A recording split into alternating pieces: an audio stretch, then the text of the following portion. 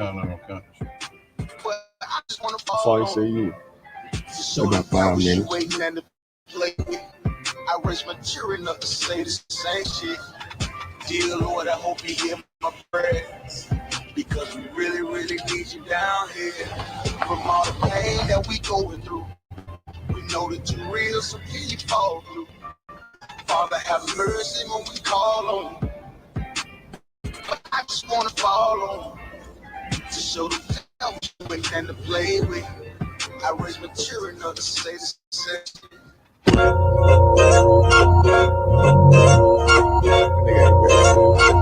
Yeah. Go ahead. Go ahead. Go ahead. Look, I keep it loyal to the team. UBK play for keeps. Ain't shit sweet. Got soldiers on deck. Emily did it sweet. This a whole nother way. Tell her get the fuck off the beach. I'm in the field with the cleats. Hit the us here breach. Nigga come through all black gully jack, man. All them niggas go retreat. Come through all black gully jack, man. All them niggas go retreat. I'm in the field with the cleats. Ain't one of us here breach. Come through all black gully jack, man. All them niggas go retreat. Go ahead. This shit is too easy. I'm on gold, but they don't believe me. You know I'm winning with the team. Screaming Vinny, Vinny, Vinny, V's. Need them devils screaming out bloody murder. I'm about to close the curtain. Mama grind, bitch, I'm working. Sorry, all them lies, it ain't working. You niggas weak, they be churching. I'm a West nigga, that's for certain. If he cross the line, I'm gonna back up and I'm gonna hit his ass with this virus. And I come through 300 strong, 144 Leonidas. All my niggas, we eating. I'm in this bitch with the Irish. Say, all y'all do the sweet. Tell y'all to do the sweet. The nigga made the wrong move, he make his ass obsolete. He ain't one of us hit the lead. He ain't one of us here preach. Come through all black gully jack, man. All them niggas go retreat. Look, I keep it loyal to the T. UBK play for keeps. Ain't shit sweet. Got soldiers on deck, and my youngin' did a sweep. It's a whole nother way. Tell them get the fuck off the beach. I'm in the field with the cleat. Ain't one of us here breach. Nigga come through all black gully jack, man. All them niggas go retreat. Come through all black gully jack, man. All them niggas go retreat. I'm in the field with the cleat. Ain't one of us here breach. Come through all black gully jack, man. All them niggas go retreat. You see this look that's on my face, bitch, I'm for real with it. I hit the streets, put on my cleats, was in the field with it. You saw this spot and just an actor, Uncle Phil with it. And then my targets on the move, but they still hit it. Hey, I speak true cause it's necessary. Revolutionary. Cold on them like January. Commander General is a visionary. Soul food, no sweets. Your preacher man, he's sweet. Matter of fact, he weak. It's wartime for peace. Think you hard, nigga, you ain't. Fuck with us, nigga, you can't. You smart cars, we takes. We form up in ranks. We body bag this rap shit. All black, no bright shit. Real life, no cap, bitch. Fall on them, that's cap shit. I keep it loyal to the team. UBK play for keeps. Ain't shit sweet. Got soldiers on deck, and my youngin' did a sweep. This a whole nother way. Tell them get the fuck off the beach. I'm in the field with the cleats. Ain't one of us here breach. Nigga come through all black gully jack, man. All them niggas go retreat. Come through all black gully jack, man. All them niggas go retreat. I'm in the field with the cleats. Ain't one of us here breach. Come through all black gully jack, man. All them niggas go retreat. Go ahead.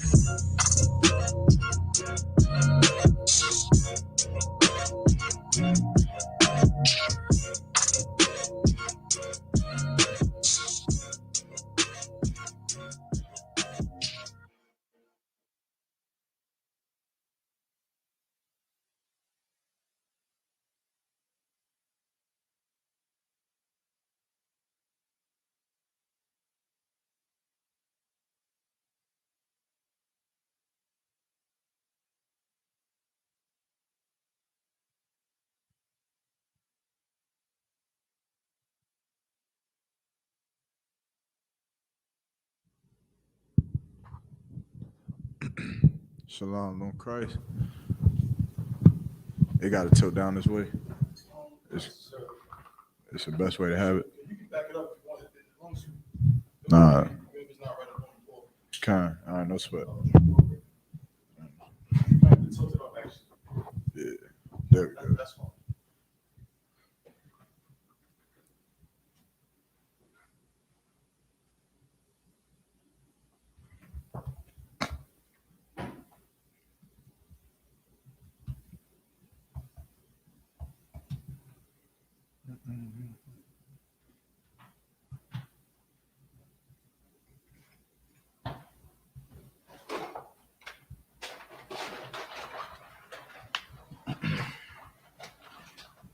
We live. All right. Let's see something. Go ahead, begin.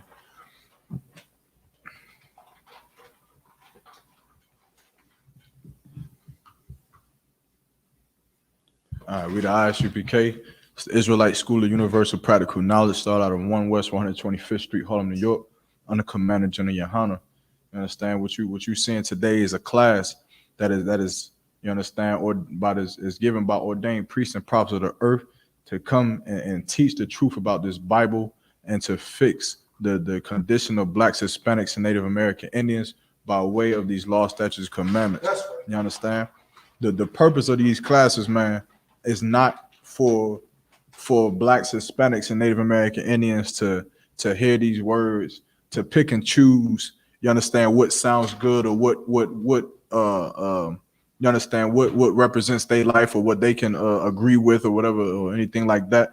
The purpose of these classes and these street speakings and these camps and things like that is for these men of the Lord to come out and show you and tell you exactly what the Lord has or has understand ordered us to do as a nation of people. You understand? Like the way, the thing that we have to understand as blacks, Hispanics, Native American Indians when it comes to this Bible is that though we have been living in America for 400 years, and for 400 years we've been under America's rulership, we have been learning or living or abiding under what you would call a democracy. You understand? And the democracy, you understand, basically is what? What is a democracy?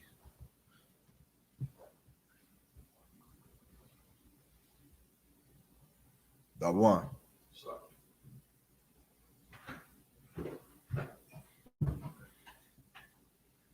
So democracy is basically a system of government in which the citizens inform policy and make decisions by way of elected officials. Right, and that's the key point about a democracy is that you get to choose who leads you.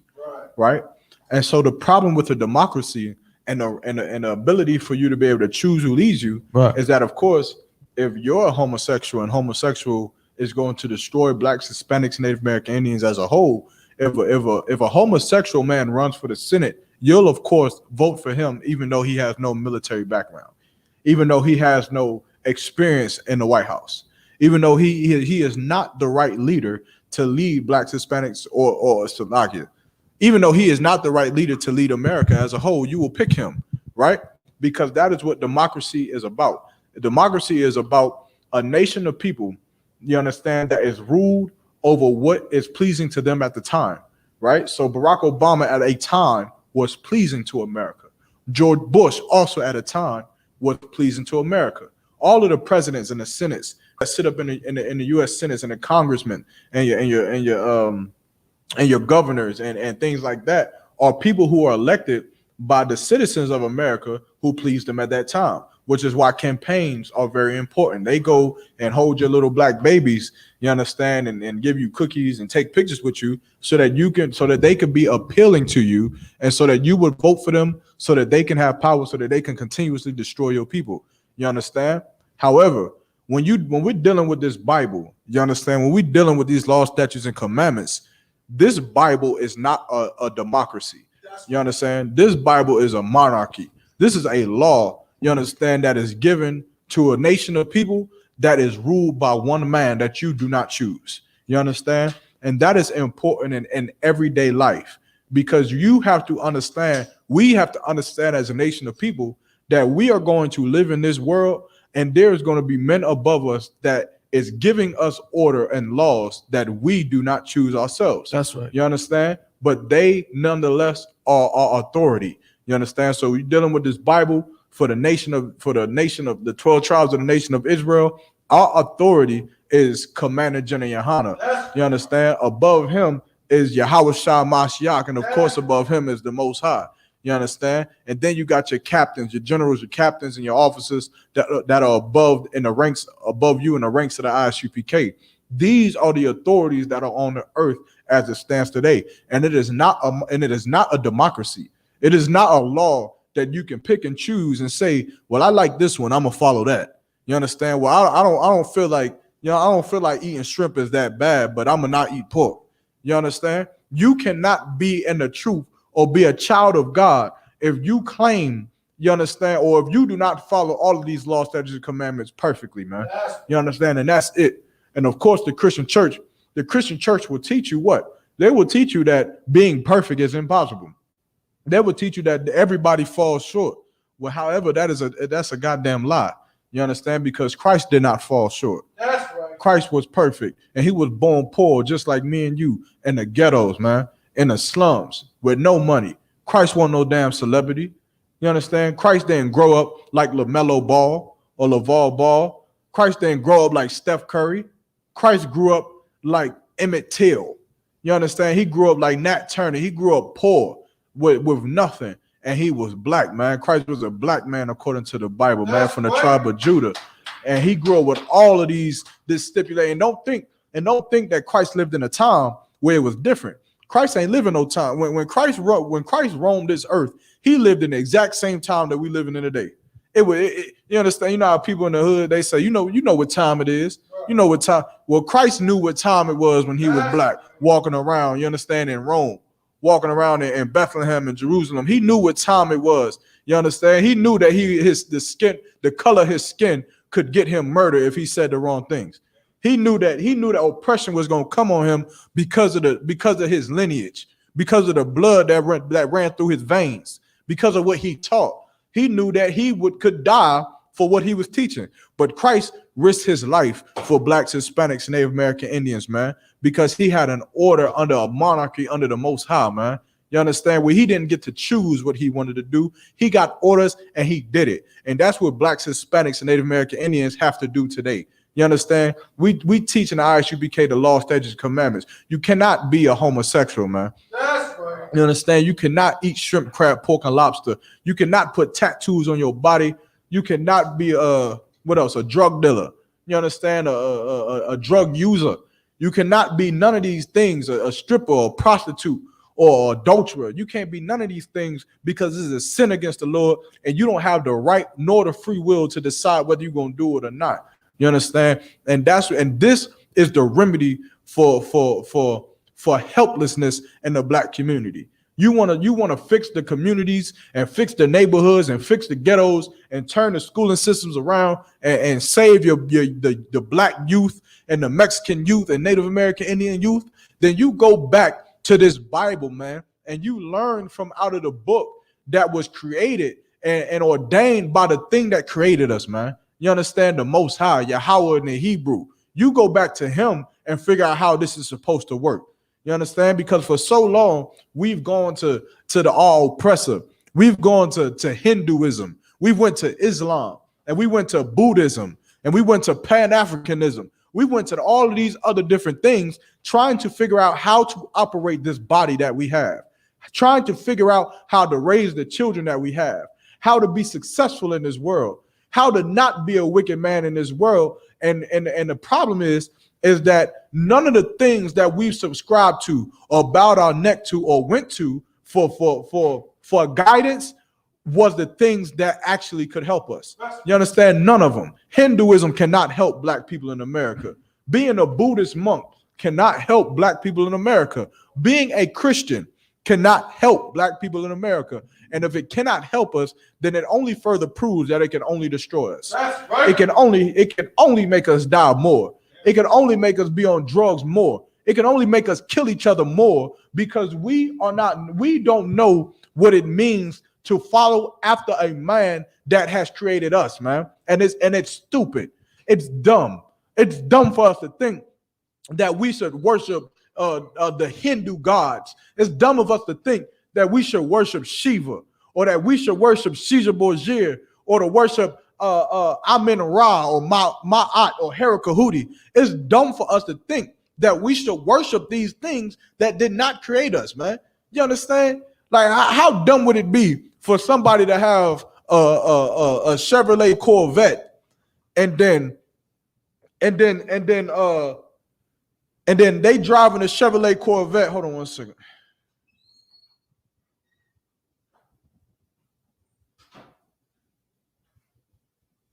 They driving a Chevrolet Corvette and the Corvette starts breaking down or it starts making a weird noise or the lights start turning off. How dumb would it be for somebody to pick up what's some other car? A Hyundai. He goes into a Hyundai and he picks up the Hyundai book and he starts reading the Hyundai book and he reading in there, it says put 87, what's the lowest gas? 83?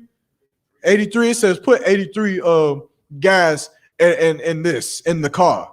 And pay for $45 oil changes and put whatever the hell kind of tires on the car, the size, whatever size, 13, 14, whatever size it is on this car. How dumb would it be for you to have a Chevrolet Corvette, you understand, and then for you to apply those things into a damn or apply the things that you learning from a Hyundai dealership or for a Hyundai product and apply it to a Chevrolet Corvette? How dumb would that be? You understand? 1 second. So lock here. Okay. I'm gonna get to that question in a second. But how stupid that is how black people are in America to this day, man. You understand? We have become dumbfounded because we are learning and listening to things or people or beings or religions or cultures that is not of our own. And so we're putting the gas that you should put in a Hyundai into a Chevrolet Corvette, and it's going to break the vehicle. You understand? Which is why blacks, Hispanics, and Native American Indians are broken as a nation of people today. You understand? What was the question? Can you see me one time? Question from young man Victor Salaki Adawan. How do I show the cause of the flood that happened in Noah's time was because of interracial marriages? For sure, you would just go to the what you call it? The sons of God slept with the daughters of men, right? I'll tell you what. Before I answer that question, I'm gonna finish this up. If there are any other questions online, let's go ahead and start typing them in, whether they're on topic or off.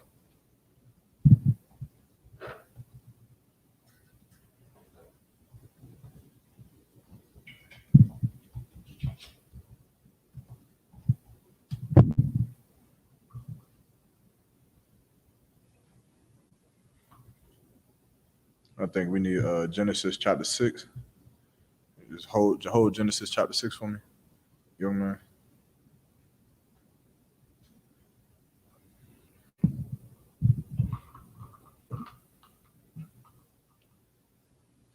Shalom on Christ. Salakia. You understand? But back. I'm gonna get to that question in a second. Right? But back to the point. You understand? This book or these law, statutes, and commandments is the only guide that we have as blacks, Hispanics, Native American Indians to be able to fix our condition here in America or anywhere on the face of the planet Earth. And it is not a choice that you have. You understand? This is an order that the Lord has given us, and it's best that we follow it, man. Because this, you understand, I get a lot of questions, whereas people will ask, you understand, they'll hear the law of the Bible and hear that, we can't do certain things, we can't eat certain things, so on and so forth. But then they will go on and ask, you understand, but why? You understand, why is it that we can't eat pork? Or why is it that we can't eat shrimp, crab, and lobster? You understand?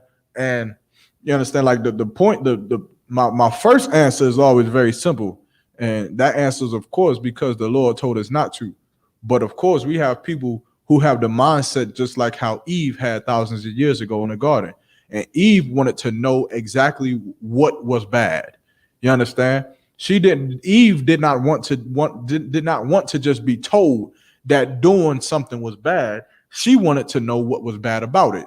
She wanted to figure out what the difference was between good and bad. You understand? So you got to imagine you live your life and you have a higher power or the Most High telling you exactly what to do every day of your life. And so every day of your life, you don't live with evil, right? You don't live with pain or hardship or need of anything because you're doing exactly what the Most High says. And so, of course, the Lord is telling you that these things, the life that you live is, of course, what? It's good, right? This is a good life that you live. But for you and for an insubordinate child, of course, they don't understand what? What is it that an insubordinate child don't understand? You understand? The same thing that Eve didn't understand. They're living a certain life because they're in obedience, and the Lord is telling them that their life is good. They then don't understand what? What do they not understand about life? So, right from wrong. They understand what right from wrong is, right? How you know they understand what right from wrong is? How do we know that Eve knew what right from wrong was?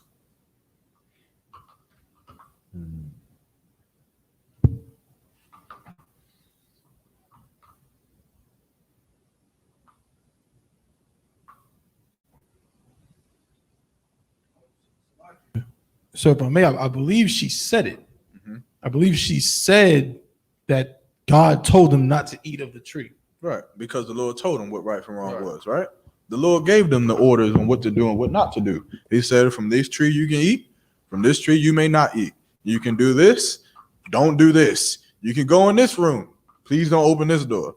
You understand? He told them exactly what right from wrong was.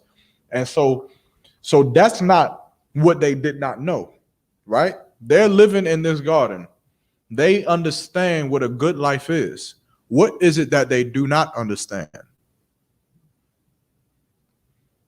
A lot of your wives don't understand this concept. A lot of your women do not get it, right?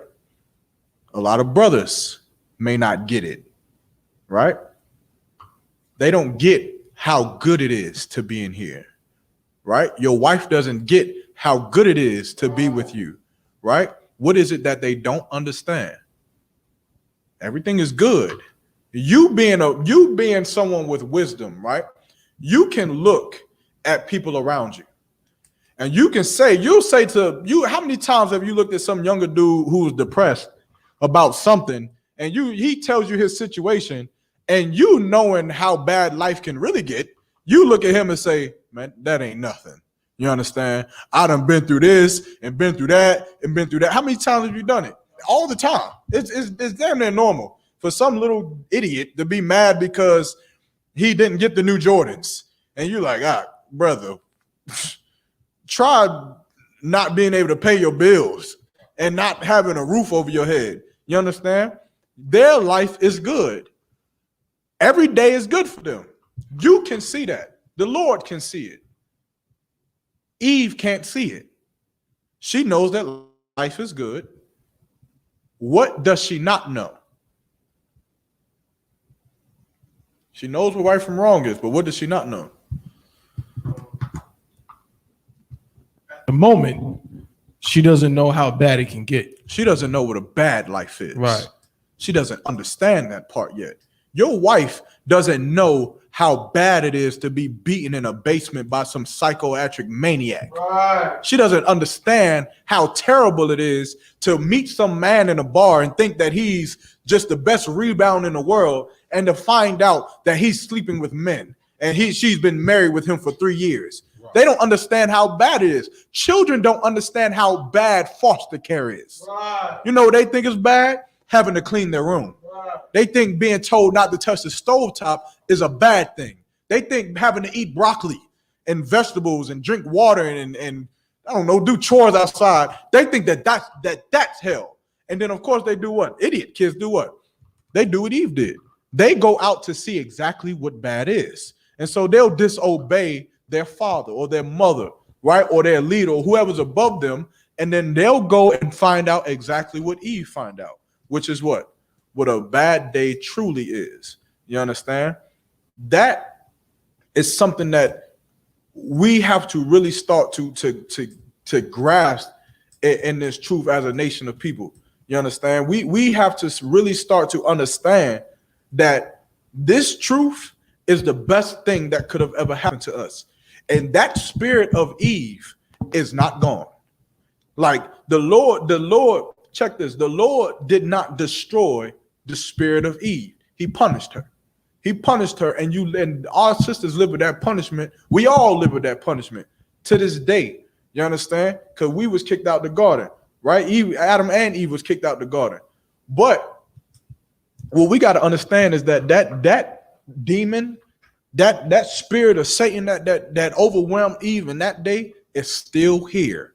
You understand? And it can get on your wife. It can get on her when she starts to think, maybe this wasn't the marriage for me. Maybe this wasn't the life that I should have chose. Maybe there is another man out there who is a Christian man who won't get another woman. You understand? Maybe there is a better life. Or then there's a brother who has the same gay spirit of Eve. Of course, it's gay when it's on him. Who says, maybe the purple isn't that bad. Maybe the purple isn't gay. Maybe that fake Israelite group that was started 6 months ago that allows their members to smoke weed and sleep with white women and doesn't teach that sex is marriage, maybe that can be in the truth.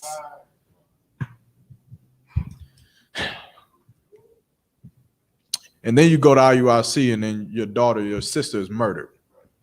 Then you go to GMS and you're being taught that it's okay to rape women. Or you go to some fake Israelite group and you thinking you just going to teach a class and then the door's getting kicked in by the FBI for money laundering. It's stupid. You understand? But of course, we all have to learn. And a lot of people ask the question. They say, well, why is it a problem for us to eat shrimp, for us to eat pork, crab, and lobster? You understand? Well, the problem is what? How do you know that there's a problem with it? Of course, this is something that we shouldn't have to ask. All we should do is say Khan and Wakan to the Most High, right? But of course, people did it anyway. Eve tried to eat pork anyway, right? How do you know that it was wrong? Other than the Lord told you. How else would you know? How do you know that being a homosexual is wrong? Eve tried it anyway, right? Of course, I'm generalizing her sinning against the Lord, right? Eve tried it anyway. How do we know that homosexuality is wrong? How do you explain it to somebody who doesn't get it? Many different things you can explain. Shrimp, crab, and lobster, what are they? What is shrimp, crab, and lobster? Salak. Mm-hmm. Beef, or they consider like. Say it one more time. Are they considered like beasts or? Closer. Think about more technical, right? Technically, what are they? Right? Because you got shrimp, crab, lobster, but then you also got trout and flounder and all the things like that. But what is shrimp, crab, and lobster considered? Seafood, but more than that. What you got? Shrimp, crab, and lobster would be classified. The young man said it. Bottom feeders. They're bottom feeders. Oh, you said that? The young man said it. Oh, he said it. Okay, Most High Christ. Right? They're bottom feeders, right? Means what? That they clean what lays waste on the bottom of the ocean. That's the purpose of them, right? Now, this is kind of funny, but this is what, like, people always ask me, you know, why we can't eat shrimp, crab, and lobster and stuff like that. And I always give this example because I think it's fucking hilarious. How many of y'all ever had knew somebody or had a fish tank of your own, or knew somebody with one, or seen one? Most fish tanks usually got what kind of fish in it? There's a particular kind of fish that they usually just always have, and it's always in there. It's a lot. Goldfish. La, the algae eater, right? The algae eater, the fish that sucks on the glass, right? It stays on the glass and it just eats the algae, right? That's all it does. It doesn't do anything else. You come into the house and you just see the mouth, or it may be on the back end side or somewhere on the sides, but all it does is suck on the algae all day. That's all it does. Eats the algae, right? Now imagine you have a fish tank, and imagine you got the algae eater, and that algae eater has a purpose to keep that algae from building up. Because of course, if you let the algae build up, what will happen? What'll happen to your fish? They'll die. They'll die from the buildup of the algae. They can't live in that, right? Which is the purpose of that algae eater. So now what would you do if someone came inside your house and they looked at your fish tank that you built with the fishes that you put in there, and they see that algae eater and they stick their hand in that algae eater and then they make sushi out of it? What would you do? Would you be happy? Would you be like, yeah, let's eat the sushi? You would be mad, wouldn't you? You would be mad at whoever did that. Why? Because that algae had a purpose. You understand? The Lord is the same way. Now, again, he doesn't have to explain none of this to any of us, but there are things that are on this earth that have a purpose, which is why they are not to be touched. You understand? How do you know we're not supposed to eat pork? Well, we got high blood pressure and heart disease running rampant, don't we? You understand? How do you know we're not supposed to be homosexual? Because we got AIDS and HIV running rampant, don't we? Can't we see the product of our madness? Can't we see that by doing this, all of the things that we eat out of the ocean? I don't know if this is the year of the seafood boil. It's the most disgusting thing on earth. But all you see online is a seafood boil. You know what else you see online? The ocean being all kinds of messed up. You understand? The ocean being all kinds of just terrible and disgusting because of why? Because they're destroying what the Lord created to be able to purify itself. You understand? And that's how the Lord worked. And that's why we was never supposed to touch those things, right?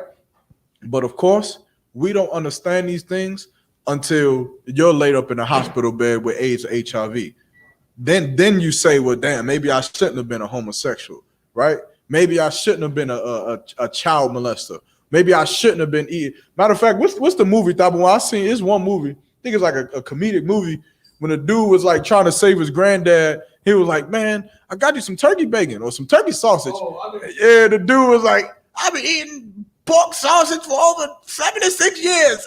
Whatever he said, man. That's a movie from the 90s called Tripping. Tripping. Man, what did he say? You remember what he said? He said, I am a 75-year-old man and I want my pork. I don't know. I think the brother was like, the doctor said you're going to die. Some shit like that or something. He said that, man. He's like, the doctor said you're going to die. You got to stop eating this pork. He's like, man, I'm a 75-year-old man. I want my pork. He's just saying it over and over. Yeah, he got real mad. Go ahead.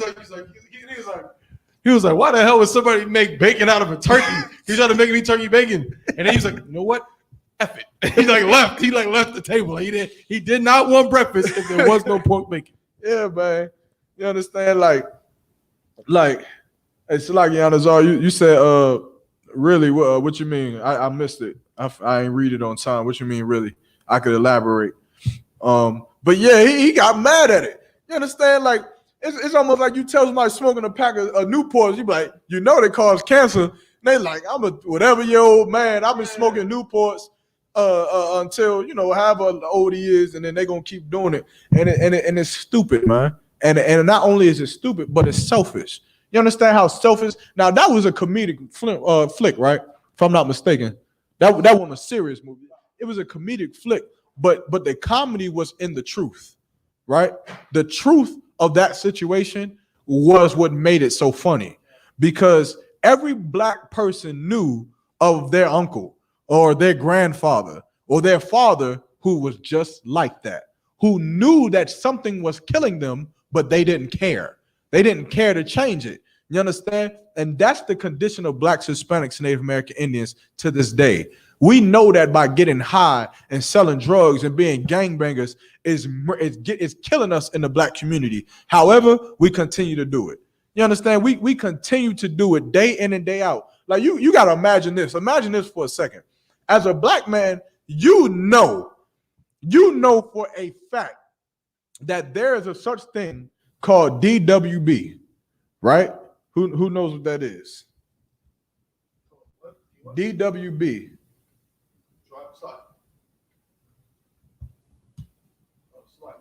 Would that be driving while black? Driving while black, right? We all know this, right? This is the first time somebody's hearing this. So we know that there is a such thing. It is very much real that is called driving while black, which basically means is that even though you may not be doing anything wrong, the fact of your skin color being darker or having complexion or whatever, melanin, whatever you want to say, means that you are at risk of being targeted by police officers while you're driving. Now, what do black people also love to do while they're driving?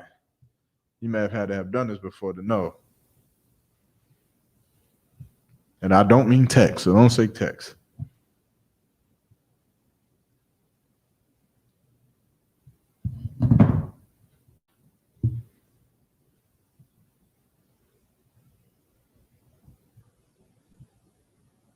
The Makia, what's going on? Yanazar online got it. Give him a hand, man. Give him a hand. Most High in Christ. Officer Yanazar, he said to smoke, right? Black people love to get in the car and they love the roll of the joint or blunt, whatever you want to call it, backwood, and they love to smoke when they drive. Now, I'm going to ask y'all a question. Hey, Shalom, Lord Christ. I'm going to ask y'all a question, right? If you're driving and a police officer pulls you over for whatever reason, and he asks you, do you mind if I search your vehicle? Do you have to say yes? So what? So do we have to say yes? Do you have to say yes? What are your rights? So like, I'm just trying to understand the question, because if we say, in that situation, if they say, do you mind if I search your vehicle? And you say yes, that would mean no, because you're saying, oh, well, Salakia. Okay. God. That one is an English major, everybody. Salakia. Salakia, for my lack of better phrase. If a police officer asks to search your vehicle, do you have to say, do you have to agree? do you have to agree? Right? Damn it. Salakia. Do you have to agree to allow the police officer to search your vehicle? The sis online said it as well, smoking. Damn right. Michelle Shot. Completely correct. That's what black people love to do. Now, if you get pulled over, you understand? Young man gave an answer. Okay, we got a lot of answers online. All right. What did young man say? Young man Victor said no. Said no, you do not have to allow the police officer to search your vehicle. The brother online said you could say no, but he has suspicions. You understand? Both of those answers are correct. You say no, which is definitely ideal. If you in here, just say no. You understand? Like, you ain't got nothing to hide no way, so there ain't no point. But of course, we are living amongst devils, and these devils will try to plant something in your vehicle. So it's best to don't let, like, and this is just for your learning. Don't let these officers trick you. You understand? Don't let them think that by you saying no, that makes you a criminal. To hell, whatever the fuck he thinks. All right. You understand? He pulls you over. Do you mind if we search your vehicle? Hell yeah, I do mind. Can I go on my way? Am I being arrested or detained for anything? Nah, you good to go. Get the hell up out of there. You understand? Don't ever think. A lot of people think that by cooperating where cooperation is not needed means that they're a better person, or it means that they're more safe, when really you're putting yourself in more danger. You allow that oppressor to get closer to you, and then you'll end up destroyed like Rosewood did. You understand? You'll end up destroyed like what's the other city? Salakia. Tulsa, Oklahoma did. Right? You'll end up destroyed because you allow our oppressor. What they'll do is they'll take some cocaine out of their pocket and they say they'll find it underneath your seat. Right? And that's exactly what's going to happen if you allow them to search your vehicle. Don't do it. Tell them mind their damn business. No, they can't search anything going about your way. Right? But now, we just said, and we all agreed, that black people love to smoke weed while they're driving. So now, different scenario. If you're driving and you're smoking weed and a police officer pulls you over for whatever purpose or for whatever reason, and he says, I'm going to need you to step out the car. Do you have to step out the vehicle, yes or no? I'm going to see if anybody online gets it first. If not, then we'll take shots in the room. Do you have to step out of that vehicle?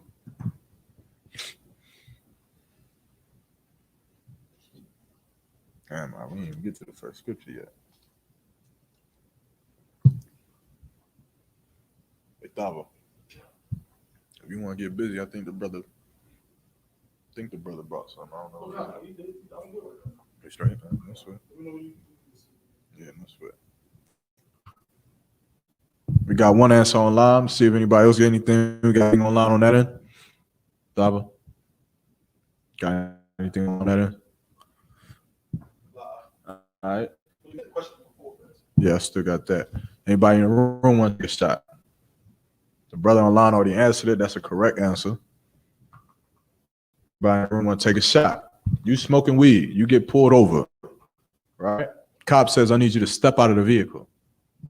Do you have the right to refuse that authority at that point? No. You know? Know what? You don't have the right? Nah, you can't. You got to step out at that point. You have to. Yeah, right. Right? That's what you was going to say? Victor said, yes, I believe, meaning, yes, you have the right to say no still. He said, yes, you have the right to say no. All right. The answer is, one second, but they will pull you out as we have seen before. Right? The answer is that you no longer have the right to say no. You understand? You smoking weed in the car and a cop pulls you over, he smells weed, he now has what? Right? Because a car is considered your what? Your house, right? It's considered your home when you're inside of it. An office space inside of an office that you work in is considered your home, right? You can have a firearm inside of your office. You can have a firearm inside of your car because it's considered your home, right? An extension of your home. Yeah, no sweat, right? But it's an extension of your home. Now, if a police officer wants to search your home, he usually needs what? It's like a warrant. A warrant, right? Meaning he has to go to the judge and he has to tell the judge, we have reason to believe that this person, aka whoever, John Doe, is selling drugs out of this house at this address. We want to search the property because of this, that, and the third. We intimidate that we can accumulate an arrest with more than so-and-so kilograms or so-and-so grams or ounces or pounds of marijuana or cocaine, heroin, crack, whatever drugs, and he has aliases under this name, this, that, and the third, and that arrest warrant will be given, and they'll go out and arrest him. It's the same thing for your vehicle, right? They cannot search your vehicle without a warrant. Now, you're smoking weed, and the answer was that if the cop pulls you over and smells marijuana in your car, and he tells you to get out of the vehicle, you have to do what again, young man? You have to do what again? You gotta get out. The car. You got to get out of the vehicle. Why? So like, because he smelled the weed. He smells the weed, which gives him what? Cause to pull you out. What do they technically call it? Probable cause. Close. Well, yeah, right. So they have probable cause, right? So they have probable cause to search your vehicle. Now, remember the example that we just said with the 75 years old? The 75-year-old man who knows that this pork sausage is going to kill him one day. It's coming. Right. And he doesn't care that it's going to kill him. And then you have a brother who knows that that police brutality amongst minorities at an all-time high. A brother who knows that he's already driving while black. And a brother who knows these things and also still decides to smoke weed while he drives. Of course, he gets pulled over. Of course, the police officer pulls him out the car. And of course, he fights against the police officer. And of course, the police officer fears for his life for no damn reason. And of course, that brother ends up dead. Do you understand who is at fault in that situation? Is it the police officer or is it the brother? So like the brother. You said what, sis? Anybody else? Anybody else want to take a shot? Who is at fault in that situation?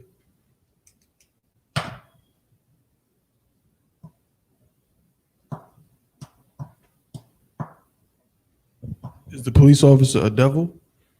Damn right, he's a devil. He's at fault. It was, oh, okay, you was asking was he white? Salaki. Yeah, he's definitely white. Of course, the police force is it is created by our oppressors. So whether he was white, black, or Mexican, or a blue man, he's still gonna do the work of our oppressor, which is to kill us, right? For the answers that y'all gave, it'll be neither just the officer nor the victim, but it will be both. You understand? It'll be that officer because he is a devil, and because he's nothing. He wants nothing to do but to destroy and murder our people. But it's also the fault. Let me see if I can have some mercy on this brother. I want to call him a selfish bastard for not giving up smoking weed, even though the Isupk has been on the street corner since 1969, telling our brother that it's a sin against the Lord. I want to almost call him a selfish bastard, but I almost also want to say that it is the product of homosexual Christian pastors that have taught that brother that it's okay to live that way. That going into the Christian church every Sunday and being taught that everybody falls short allows that brother to fall short on that blunt every day of his life. I almost want to put all the blame on a Christian pastor because that is the leader of our communities that allows for our people to be so damn weak, that allows our people to be so damn just destroyed and broken down and beaten and put us in positions to be murdered and slaughtered by our enemies every single day of our life. You understand? As a matter of fact, that's exactly who's at fault. It's TD Jakes. You understand? It's Creflo Dollar. It's your Muslim mosque. It's every religion that you believe in that allows you to be a drug addict, to be a gangbanger, to be a homosexual, to celebrate these holidays and go crazy for 4th of July and all these other crazy things, man. That is who's at fault. When you should be learning you should be learning how to gain the protection of the Most High by not smoking weed in the first place, right? So that you can protect your rights. But of course, you believe and what they call it, free will. You believe that you have the right to do anything you want to do. You want to smoke weed? It's legal in DC, so it should be legal down here, right? You believe that we could do anything, that you can go be a prostitute, that you could go be a stripper because you have to make money for your daughter or make money for your son or your family, that you could be a drug dealer because you got to make money for your family. You believe that you have the will to do anything, and you don't understand how selfish that you really are. How selfish you are every time you pick up a blunt and you smoke it. How selfish, how much you could give a damn about every single brother that has died from that exact same incident. How many brothers do you think have died because they decided to smoke weed that day? How many brothers do you think have died because they decided to sleep with a white woman? How many brothers do you think? I just read of a story of Sean Oakman. Sean Oakman was like a goddamn 6'7", 275-pound monster. The nigga looked like that gray beast off of 300. The one that looked like it was a human, but it was like a monster. He looked like that. And you know why his football career got ended? Because he wanted to sleep with a white woman and she screamed rape and lied about it. And he had to go to jail for 3 years. And now his football career is over. However, the Isupk has been on the street corner since 1969, telling blacks, Hispanics, and Native American Indians to not sleep with white women so that would not happen. But of course, his pastor and himself was too selfish to fight against his own lust, to fight against that blonde-haired, blue-eyed dog that they call a trophy. It was too lustful to fight against it. And now you know who he destroyed? Not only himself, but he destroyed his whole family. He destroyed every man, woman that has ever put any amount of time or effort into his career. Every woman man who's ever fed him, his parents that took care of him, that raised him. He was so damn selfish that he threw it all away to get wet with a white woman. Can you imagine? And that's how small that it could be. Give me Psalms chapter 23. GP, what you had?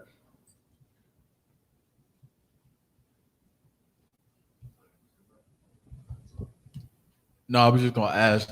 In that scenario, why would the officer be wrong? Because isn't that Why would he? Yeah, because isn't that kind of like that old saying like what I forget the saying about the animal that asked the scorpion to cross the street and he's like, "Will you not bite me or something?" You know what I'm saying? Because it's kind of like it's his job, you know? Right. I hate to say it like that, but It is the officer would be wrong because of how much of a devilish bastard that he is.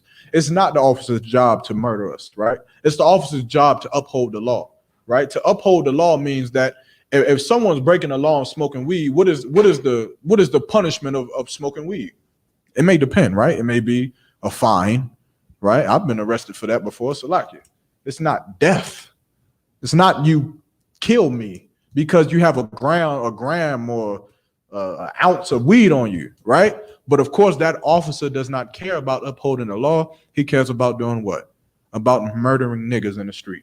He cares about being able to go back to the department and saying, I got one. How many niggas you done murdered?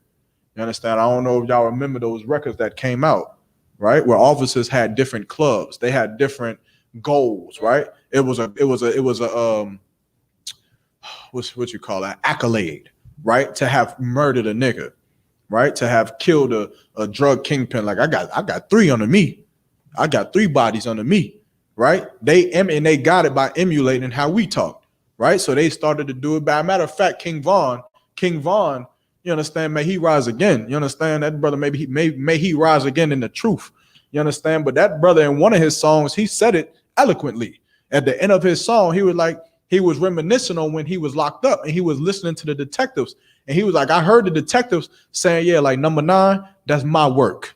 That's my work. Vaughn, that's my work. So-and-so, that's my work. Because to them, it was just a game.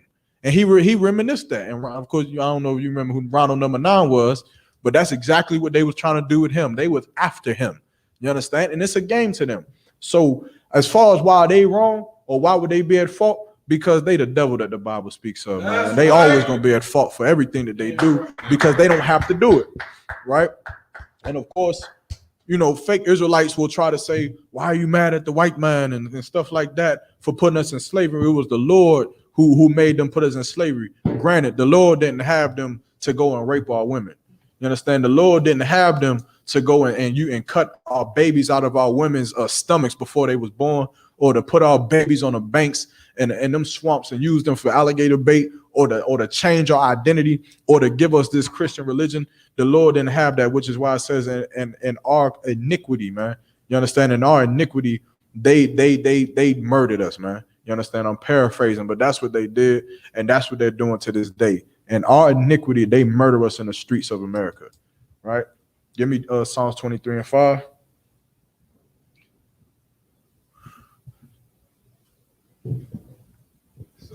Mm-hmm. Psalms chapter 23, verse 5. I don't think that's the one I need. So, let me see one second.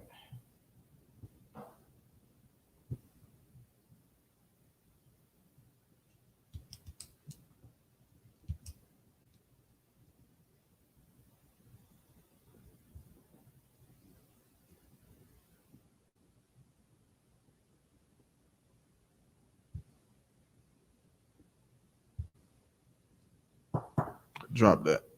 I don't know that right now. Give me Zephaniah chapter 2 and verse 1.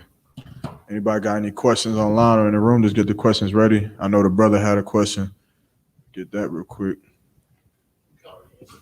I did. With the daughter, yeah. Basically, you would go to the sons of this, the sons of who? Salaki. Yeah, the sons of God slept with the daughters of men. Right. I think it's in Genesis chapter 6, verse 1 through 4. Right, that's where you would go and show, you understand, where why the Lord had flooded the earth, which of course is also teaching what? Separation, right? The Lord did not want heathen nations sleeping, you understand, with his chosen people, which is why the Lord flooded the whole earth, because of course everyone was marrying and giving into marriage and just doing all kinds of things with each other, and the Lord did not want that. He wanted it to be separated, which is why he destroyed all of those people and he created a new earth or new nations of people with just 3 people being Ham, Shem, and Japheth, right? Which were all separated. And that's Genesis chapter 6 and verse 1. Read Zephaniah 21 when you get it.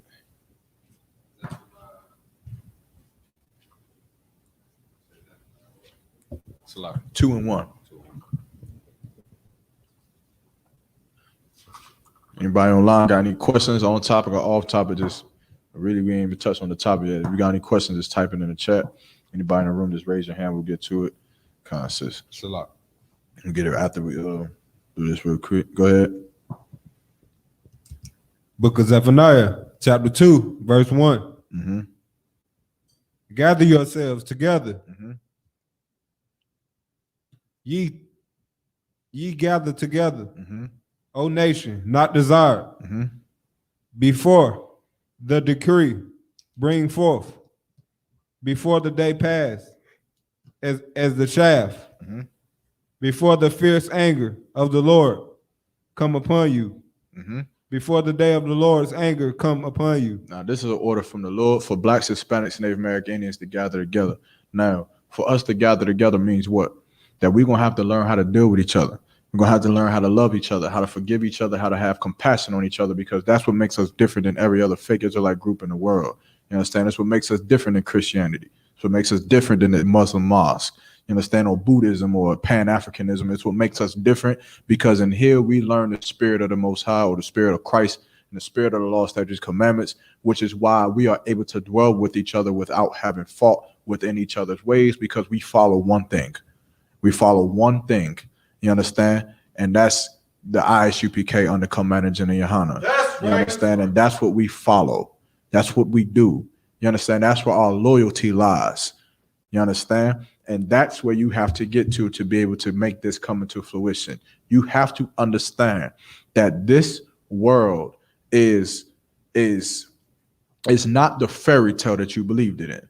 It is very much real. Like a lot of people like to try to discredit this Bible and say those are mystical stories and this, that, and the third, as if kingdoms don't fall all the time.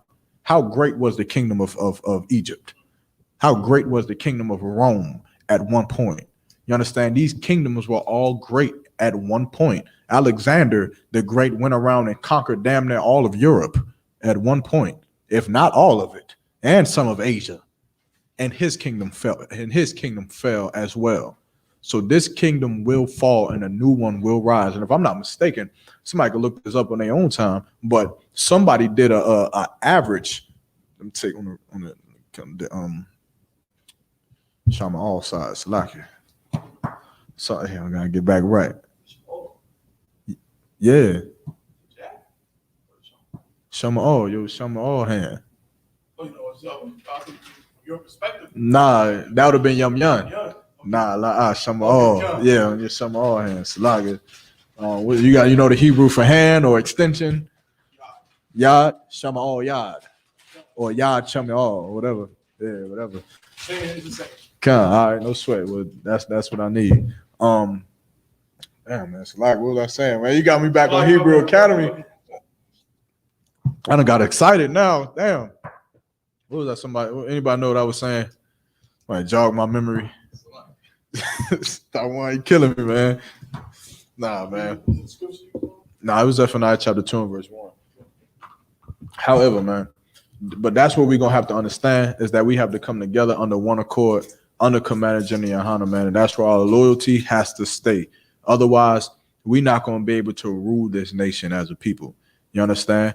That's what I was saying. Salagi, somebody had just looked up and did a average of all of the kingdoms that were ever in power, and I think it was like 400 years each kingdom was in power or something like that. I don't know the truth to this or the validity to it, but they posted it because it was like it was coming up on that time for America to fall, if it was going to fall on the average time as every kingdom was falling. It's something that is going to happen, and Blacks, Hispanics, and Native American Indians have to be prepared. But you ain't going to be prepared for it by being a Christian. Or it's almost sad to even say Christian, because Christians ain't even together. Christians are like Africans, really. Really, if you think about it, Christians are like the epitome of Africans. Because in Africa, where they got 56 different countries and over 264 different tribes, and those tribes absolutely hate each other. That's like Christians today. You got some that's apostolistic, apostolic, Kojic, Baptist. What else? I don't know. First church, first whatever, Trinity, Holy Scripture, lovey-dovey, gay, all of them. You got all the kinds of different Christian denominations. I think it's like over 2,000 or something like that. But they don't even agree with each other, right? So to even say that you was going to be a Christian would be it's wrong. They're not together. They do not love each other. Even the Christians inside the same kind of denomination hate one another. They all do. All their whole purpose of being in the Christian church and anyone's purpose of ever being in anything is to live a better life. You understand? That's the whole purpose of to be a Muslim, right? To be a Christian, to be a Pan-African. Like all of these people who find these ways and walks of life are people who were disgusting in their past life, got into some trouble, and now they're trying to use this to change their life. And that's all that they do to the best way that they see fit. Of course, in the ISUBK, we don't do that. And here we do what? We serve the Most High. That's what we are. You understand? We're not here to use the truth. We're here because the truth is using us to be servants unto the Most High, which is why we obey every single law, statute, and commandment that's in that Bible. You understand? We don't come in here because the truth preaches prosperity.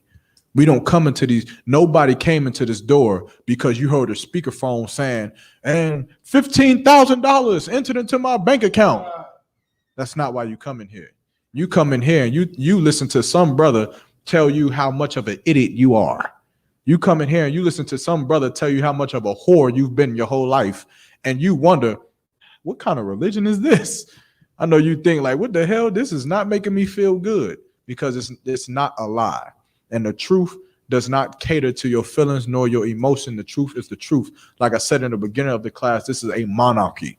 You understand? There is already a law that was given. We are merely the enforcers of the law. I'm here to tell you what the Lord said. Whether you want to do it or not, it's neither here nor there to me, nor could I give a damn. You understand? Salakia. I answered that one brother question, right? Sure. All right, is there any more? All right, sis, what was your question? I did. What was the question? Good. My original question was like, just as a new person coming into the truth. Most High in Christ, give her a hand. A new person coming into the truth. Most High in Christ. So my question is, what's the point? And what I mean by that is, if God, just to kind of put everything else in perspective, if God the Most High created all of us, he has the ability to wipe us all out if he wanted to. What is the point in having all of these different players in effect with the life that we live, past, present, future? What's the point? Like, if you can just say, okay, I just want everyone to be righteous, to live by the laws of the land, or the laws of, to live lawfully or righteous. What's the point in putting the other variables in place? Give me Exodus chapter 15:3. The Lord is a narrator of the greatest movie to ever be filmed on the face of the planet Earth. You understand? This whole Bible, this whole life that we live in is a narrative, right? It's a story. These things are records that will be written to the ends of time, right? However, the director of this narrative is not what Christians teach you to believe it is, because Christians will teach you to believe that the Lord is some kind of man, right? That makes life easy, makes life. I mean, just think about how they depict the heaven, right? To think about how Christians dive back to memory lane and go back to when you was a Christian in the Christian church and remember how you thought heaven was. You understand? Heaven was what? It was all white, pearly gates, glistening gates, some white dude at the gate with a notebook with your name on it. It's like you entering the VIP club.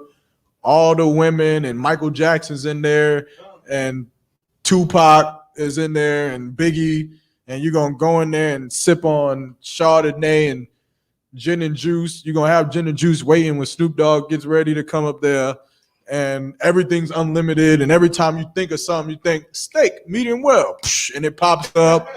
You think Beyonce is my girlfriend, and she pops up. It's a clone. Everything you want is perfect, and life is easy. This, that, and the third. However, that's all a damn lie. Right. That's not how the Lord works. That's not how the Lord wants the kingdom to be, and that's what's written into these scriptures. The Lord wants you to have a kingdom where you are in rulership, being blacks, Hispanics, and Native American Indians, but he doesn't want to just give it to you, right? You know this because of what the Lord did to Adam. You understand? Eve sinned against the Lord. Adam sinned against the Lord, right? But what did the Lord do to Adam? That showed you how much of a father the Lord was.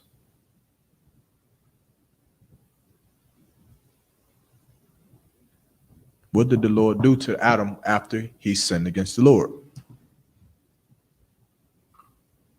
Like, so he punished him? He punished him how?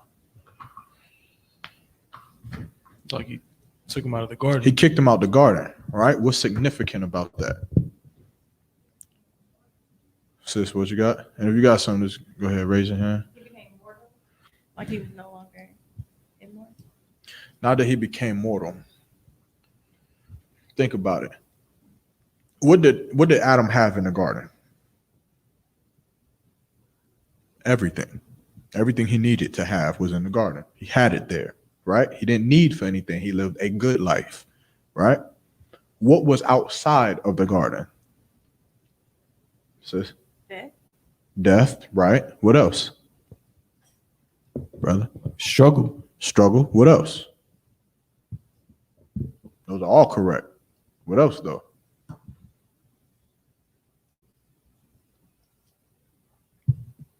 Remember, the Lord kicked Adam out. Adam is the Lord's people, or his son, right? Who he gave the breath of life to. Does the Lord want Adam to sin against him? No, right? Does the Lord want Adam to live a bad life? No, he didn't. That's why he put him in the garden. He gave him a rib so he could live a good life. He disobeyed him and he got kicked out. What else is outside of the garden?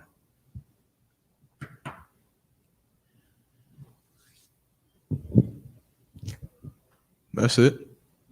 Heathens? Yes. Yes. That's not the word I was looking for, but what's some heathen that what's the slut name? Kim Kardashian is outside the garden. You understand? Who else? Amber Rose. Amber Rose is outside the garden. She's not. No, I don't think she is. Yeah, get rid of it. get rid of it. I think her father white or something like that. Google it. Amber Rose for now until her name gets cleared. Who else? Who is the other one that people lust over? What? I don't think nobody lusting over her. She can just sing. But same difference. Yo, Faith Evans is outside the garden. Anyway, the point is that lust is outside of this garden. Temptation is outside of this garden. Amber Rose, correct? She's outside of this garden. Now, what is significant about that? The Lord does not want Adam to live a bad life. The Lord does not want Adam to sin, but the Lord is kicking Adam out of the garden where sin is everywhere, where lust, temptation, heathen women, heathen cultures, drugs, marijuana, gang banging, all kinds of homosexuality, sexual deviancy. Everything is outside of the garden, which is what made the garden separated from everything else. But the Lord is putting his son outside of that garden, the one that he loves. The Lord does not love Amber Rose. He does not love Faith Evans. He does not love the weed and the cocaine and the drugs and the child molestation and homosexuality and incest and bestiality. He doesn't love the things that's outside of the garden. He loved what was inside the garden, and yet he loves Adam, but he kicks Adam outside the garden. Why? Is it because the Lord does not love Adam anymore? Why did the Lord kick Adam out of the garden? GP.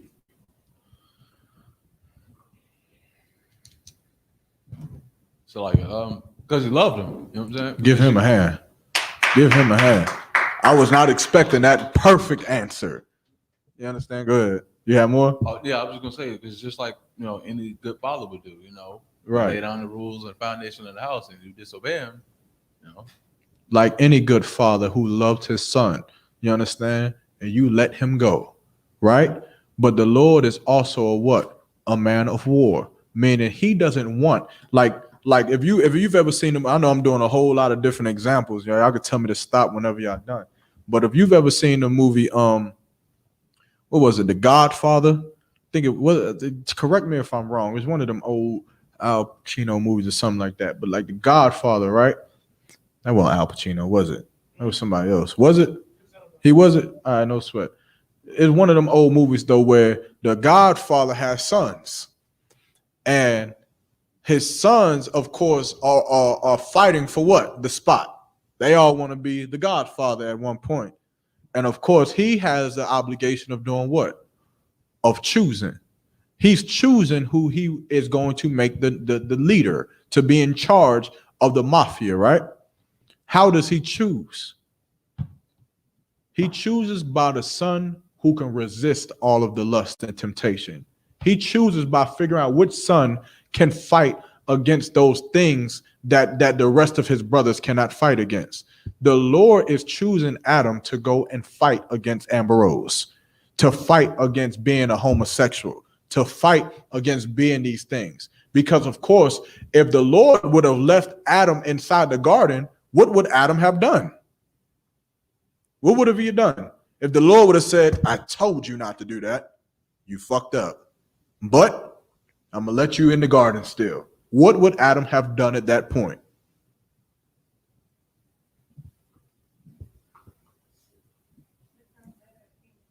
Go ahead.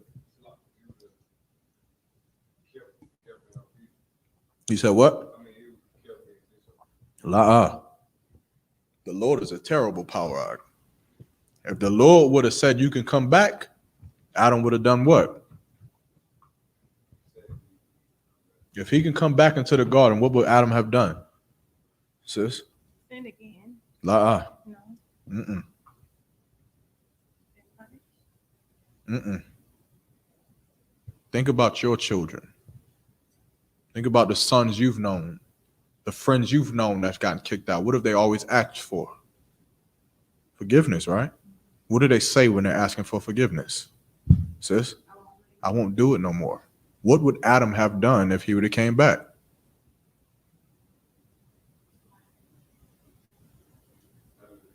We're dealing with the Lord here. Adam wouldn't have done it again. He would have followed them laws. He would have told Eve to shut the fuck up. That's what he would have did. He would have been a man, because the Lord is a terrible power.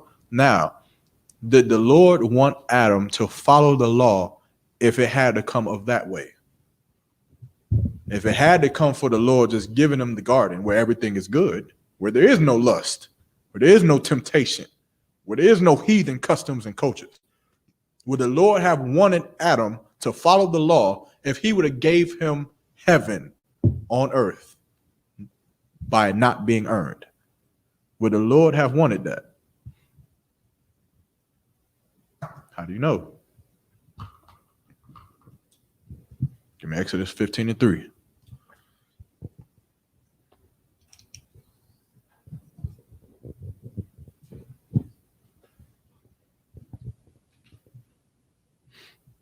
Sis online was correct. So he would obey.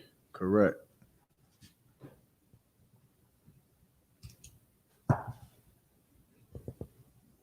So like, Book of Exodus, chapter 15, verse 3. The Lord is a man of war. The Lord is a what? The Lord is a man of war. The Lord is a man of war. The Lord wants to see you fight. The purpose of Esau and these other heathens being on this earth is because the Lord wants to see who will choose him over Donald Trump. He wants to see who will choose him over Amber Rose? Who's going to choose him over smoking weed, over seafood boils, over Christmas, over July 4th, Thanksgiving? Who is going to choose him over all the things that they love in the world? All the lust, all the temptation, all the gifts that America could give to any wicked bastard on the planet Earth. The Lord wants to see which son of mine is deserving of this seat. You understand? Which son of mine is deserving of the power to be in charge of the new kingdom? Because, of course, if he says, well, all of y'all are black, all of y'all Mexican, Native American, Indian, y'all my children, I'm going to just put y'all in the new kingdom. What would happen? You would destroy it in minutes. You would go in there and be whores, homosexuals, drug dealers, and murderers in minutes. You would kill everybody, which is why the Lord has to see who deserves to be in charge, which is that 144,000, which is why the Lord is searching for it now. If there was no Esau, how would the Lord ever know? If there was no Moabite Chinese Kung Fu here, how would the Lord ever know who was the man that would resist it? If the Lord never put temptation or lust on the earth for us to fight against, how would he know who to put in charge? He wouldn't. All he would know is that he has a bunch of spoiled brats that he gave everything to, who now he has to give a kingdom to, who is going to run it into the ground. So to answer your question, why are these other people here? They're here so that you can fight against them. They're here to you so that you can beat them in this game called life that the Lord has set up for us. They're here so that you can win, so that you can see Chinese men, so that you can see Edomite men, so that you can see African men, and you can see the lust that may come over you. And you can say, well, you know what? I'm going to choose to serve the Most High rather than to serve that. I'm going to see Christmas. I'm going to see how my children beg and plead and get sad and cry because they miss Christmas, because they miss birthdays, because they miss Thanksgiving dinner with grandma and grandpa. But because I'm going to choose the Most High, that they won't do it. And you'll be that sister who's strong enough to fight against it, and you'll be blessed because of it. Because there are other sisters in the world who will just choose Christmas. There's other brothers in the world who just choose Thanksgiving because of the children. Because the children, they matter so damn much. They matter so damn much that you make a buffoonery out of yourself and disobey the Most High, which meaning you the damn child. You understand? You don't even know who the hell is in charge in your own damn house. You let some stupid kids tell you that you got to celebrate a birthday party. You let some children tell you that you got to celebrate Christmas as if you aren't the good night, as if you aren't the damn parent. You understand? But of course, the Lord is a man of war. He wants to see you fight. When Job roamed the earth thousands of years ago, what did the Lord say to Satan? When Satan came up with the angels, the Lord said, what? Where have you been?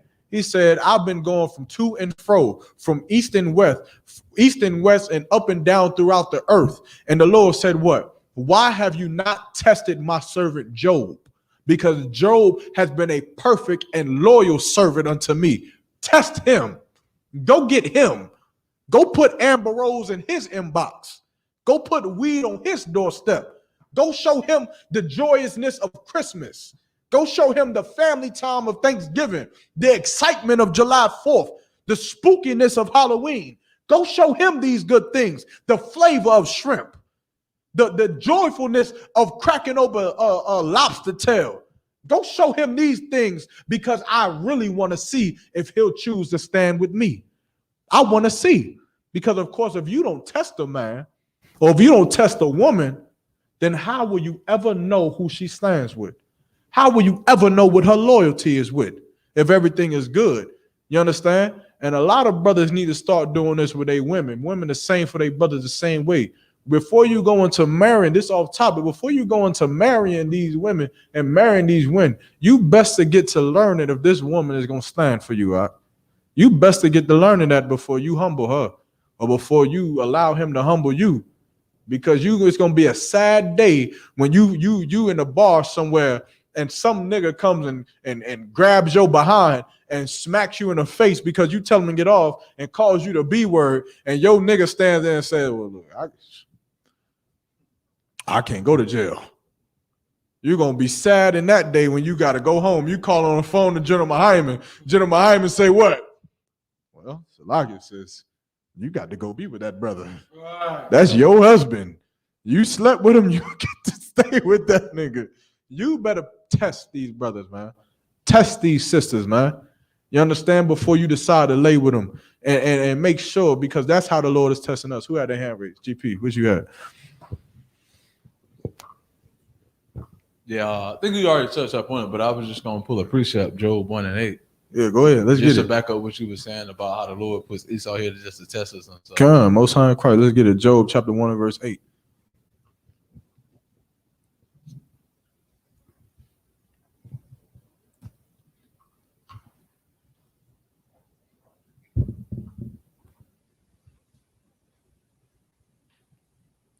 Oh, is it weird that I always like wanted to teach in a dungeon? In a dungeon. Yeah, like I wanted the darkness and then like the torches on the rocks, like Flintstones, what is it? Flintstones, and just like sitting in rocks and just being here dungeon, man. All this light.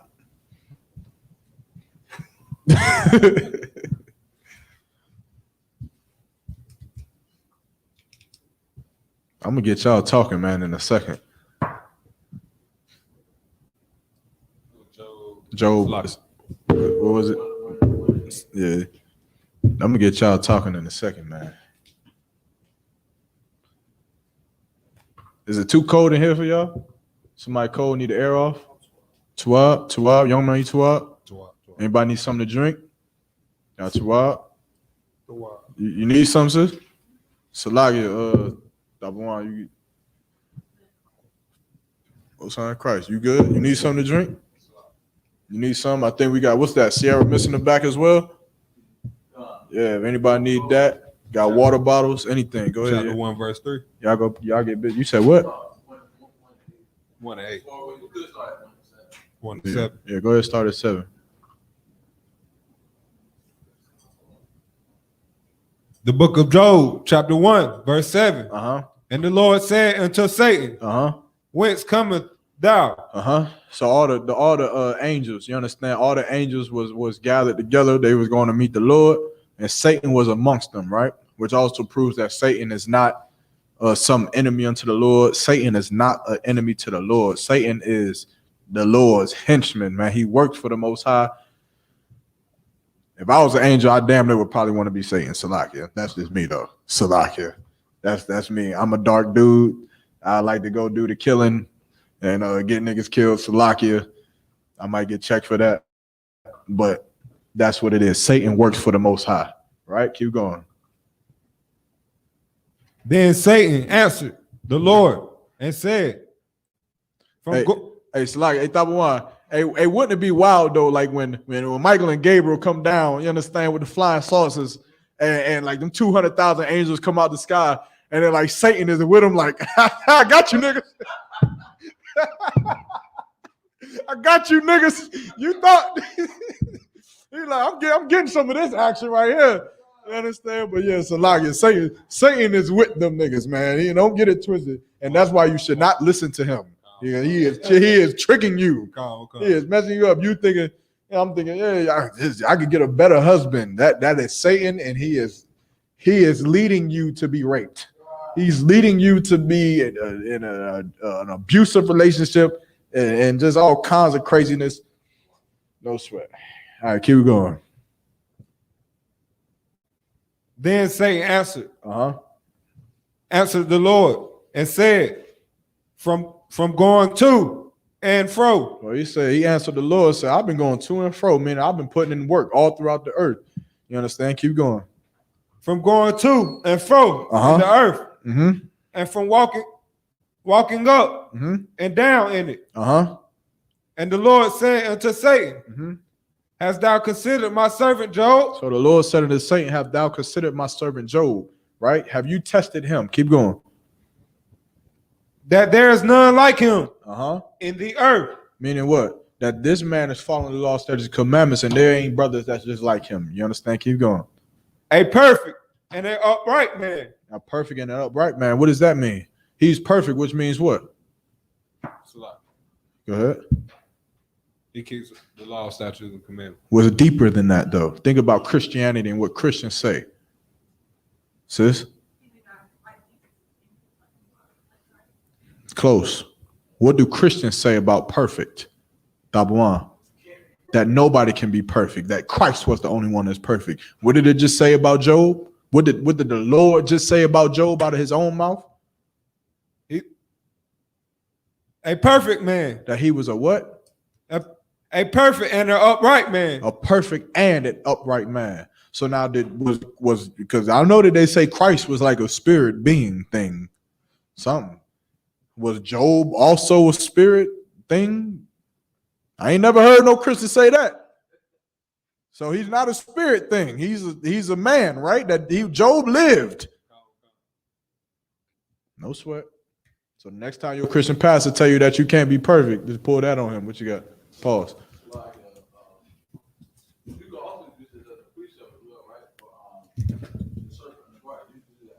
Mm-hmm. Test this. Yeah, just like he tested Eve, right? What you got? And if I may, it makes it so clear because, if Satan is like the Christian church says Satan is like the enemy of God and like they're about to battle each other and they be boxing each other. Not to cut you off, man, but I used to believe that, and I used to like be on road trips, and sometimes like the son be playing light fixtures and games and stuff, and I'll be up there like, man, that's Satan and the devil going to war with each other, and I would think that as a child I was stupid, right? I'm not above what I call Christians. I think Christians are very much stupid. I was a Christian at one point, and I was stupid, right? I've been delivered. I've been saved from my stupidity, but I used to believe that. I used to look at the sky and think that because the light of the sun and the clouds was built up a certain way and the moon, like I used to think like, oh, that's Satan and the Lord fighting against each other. And it was the dumbest thing ever. You can finish what you're saying and go to GP. So like that's exactly what in the Christian church they saying, but right here, like, if they enemies, why is Satan even talking to him? Like, you know what I mean? That's like some, because you imagine some nigga that you hate just walking up to you, be like, hey man, what's going on? You would be like, nigga, it's on sight. Nigga, right? It's on sight with it, man. Like, yeah, man. And not only is Satan talking, he's like answering him because really he works for the Most High. Exactly. The proof is in the pudding, Salakia. Exactly, which is why he there, man. Again, the other thing is like if the Lord is the Almighty being on the planet Earth, I was always questioning like, why he don't just like kill that nigga? Like, I know, but I'm just saying, back then I'm like, why don't he just Satan's gone? We all good. You understand? It's stupid. It's Christianity. Christians are dumb children. They're literally dumb imbeciles who are stupid and dumb and gay and dumb. You understand? That's all Christianity is. It's stupid. It makes no sense. GP, go ahead. Yes, like it. So just like reading this, like I said earlier, we could just use this to prove that the Lord actually sent Satan or the serpent in the garden. But my real question is, so why do you think Satan went to the woman instead of Adam? Satan went to the woman instead of Adam because the woman is weaker than man. She is weaker than man. Her wisdom is weaker than man. She does not have the wisdom that equals up to a man, which is why a man is always supposed to be in charge over a woman, and a woman is supposed to follow her man. That is why the Lord sent Satan into Eve and not Adam. So my next, I guess, comment or question, however you want to call it. Mm-hmm. So I mean, okay, I'm trying to put it in words, but doesn't that also goes to show you how much power the woman has? Because like you said, well, Satan went after the woman because the woman is the weaker vessel, but yet, I mean, I'm trying to put it in the right words. Because it's almost like saying, well, damn, Satan wouldn't be able to tempt Adam, but instead his woman was able to do it. So in a sense, could you also argue, well, in that context, maybe that woman had more power than Satan? Well, not I'm gonna say it like that, but like, you know what I'm trying to say? Like, it's almost like that woman had more influence over her husband than Satan did. And in that particular instance, yeah, like Satan would not have been able to just get to Adam, and that's the difference between a man and a woman, right? A man, like, you gotta understand this, as a woman, you always belong to somebody, and that somebody is there to protect you, whether it's your father, uncle, brother, whoever is above you at that time. If your father's passed away, whatever this case may be, stepfather, whatever, he is in charge of you, right? When you get married or sleep with a man, he becomes in charge of you. That man's job is to protect you and to be able to see the things past your silly eyes can see. You understand? Because a woman naturally likes things like beauty, right? Beauty is a big thing to a woman, right? Flowers, the rainbow, rain at nighttime, and whatever the hell else. You understand? As opposed generally to a man, beauty is beauty, right? We can recognize it, we can acknowledge it. However, it is not something that drives us in our decision making. Emotions should not drive a man in his decision making, because we are not driven off of emotions. A woman would be, right? That's how the Lord made her. The Lord made her to be the weaker vessel than a man, right? So Adam in that instance would not, I can't say would not, right? Because that's not what the scriptures say. Right. It doesn't say that Adam would not have fallen victim to that so-called to the serpent, right? But he did not. He did not fall victim to the serpent. He fell victim to his wife, which is more so what happens today. It's more so what happens today. You understand? You'll have a woman who will come home with an idea or with something, and the man usually will choose to follow the woman today. You do not have strong black men today. Argue it if you want to. I will pull every Tyler Perry movie out that I can remember, and I will show you how weak black men are. What you got? Yeah, and so then I guess as another example of that is, think about, like, when you look at the history of just look at the black man and the black woman. Mm-hmm. Think about all the stuff we went through. God. We even went through like let's use slavery. Let's use that one. Mm-hmm. Even after coming out of that, let's say post-slavery, mm-hmm. Look at what we did after that. Look how, like, our structure and our households. But, like, look how, what's the saying? In wedlock, like, if you look at our households, if you look at our structures, everything that we had and everything that we built and established after slavery, mm-hmm. Even like against our oppressors and everything, we still stood strong in that. Mm-hmm. But it wasn't until they put the black man and black woman at us. Like, mm-hmm. And like, you just think about that. Slavery didn't break us. Mm-hmm. What I mean by it didn't break us, I mean, even after that, look what we established. But the moment they got the black woman to turn against the black man, that's what did it, not slavery. Right. So couldn't you use that as well as an example? Yeah, of course, because you understand, like, even the whole thing with slavery is that you got to understand that there was men like Willie Lynch. Willie Lynch was not the only man, but he was the most known man, right? He came to the banks of the Virginia banks. Willie Lynch was a slave owner who came from the West Indies, right? Yeah. What was so different about the West Indies and slavery in West Indies and slavery in the North America is that the West Indies are islands, right? So when you're dealing with a bunch of slaves on an island, right, and you're the minority being a slave owner on a plantation, you have a majority of slaves that's tilling the crops, working the land, working the house. And the problem with that is that if these niggas ever decided to revolt or have a revolution against you or try to come up at arms against you or kill you, then you're limited to the type of resources that you'll have or an army that you would have because you're on an island. And so because of that, they had to have extremist tactics to keep their slaves in control. Meaning what? When nothing would be wrong, they would kill a slave. When nothing would be wrong, they would lynch a slave. When nothing would be wrong, they would burn a slave at the stake to get rid of the idea of a revolution. Now, over in America, we started having revolutions because we started having ideas of people running away, getting to the north. going far west, going to the north or west, going to different parts of the United States, because the United States is a big country. Everywhere is not the same. No matter what they say, United States, it's not the same everywhere. Even to this day, it's not united. You understand? It's different. You go to Texas and you can carry a gun on your hip. You go to New York and you can't carry a gun nowhere. It's not the same. So even back then it was different. And so they would try to run away. They would try to get away to get to a better place inside the United States. So they brought Willie Lynch up to the Virginia banks. He gave a speech. He gave a speech in a couple different places. Virginia was not the only place that he gave a speech at. Of course, you have to do your research to learn about that. He did many of speeches because he got paid a lot of money to do those speeches. I think Willie Lynch he probably was worth damn near $100,000 back then because of the speeches that he was giving, right? He taught them how to control their slaves.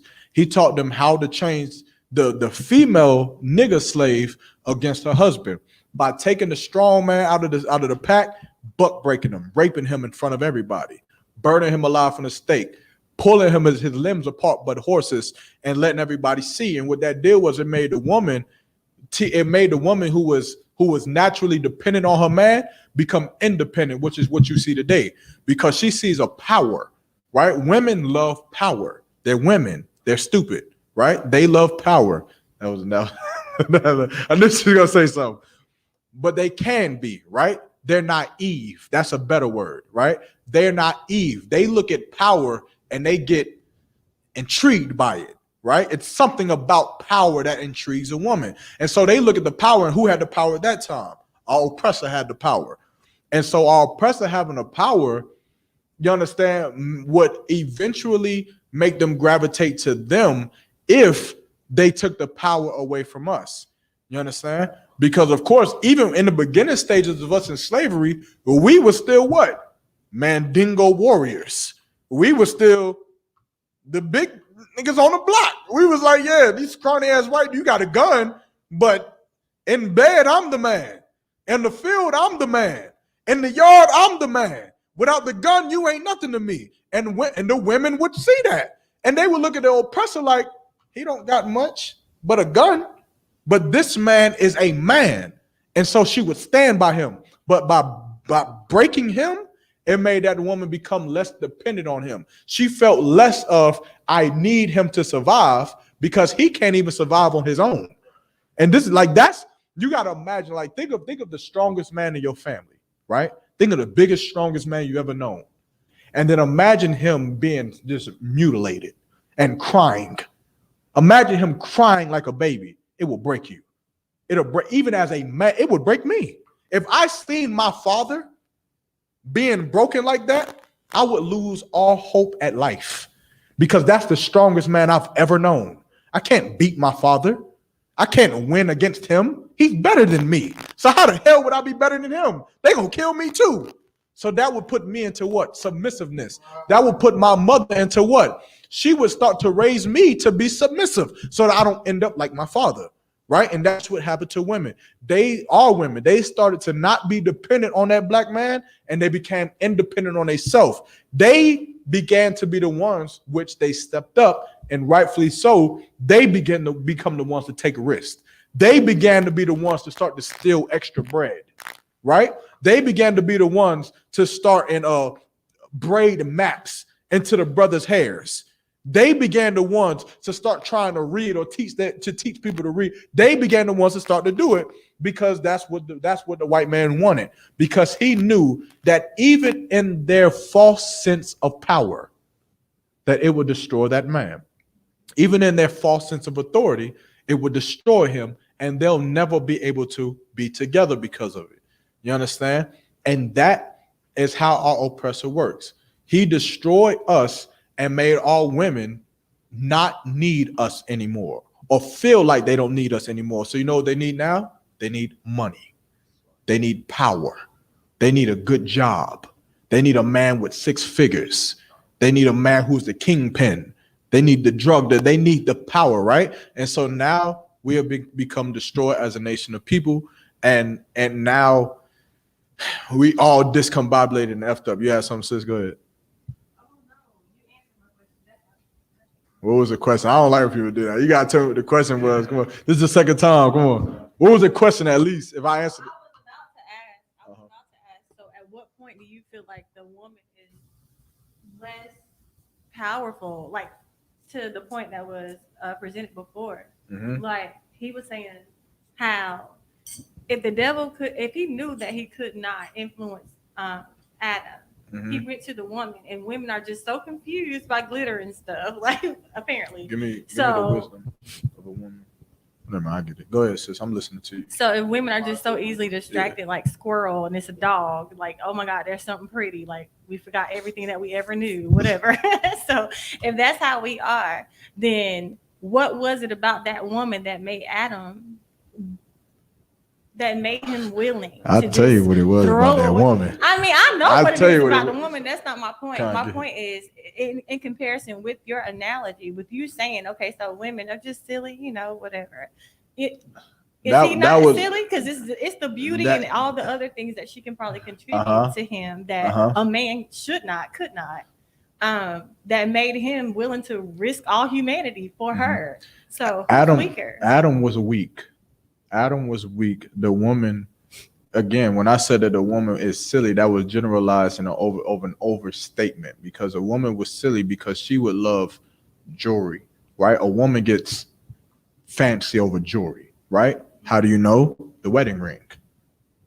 Most men don't care about a damn piece of jewelry. They wear it. They wear it, right? It's a chain, it's something, but it doesn't tie anything to us. Women are more so, they're just more so intrigued into that, and don't take it as an offense for a woman. That's how the Lord made you, and that's how you are, and it's fine. And that's actually a good thing, right? Because as a man, it's easy to swindle you. You want to swindle a woman? What do? Do something that you really don't give a damn about. Go buy some flowers.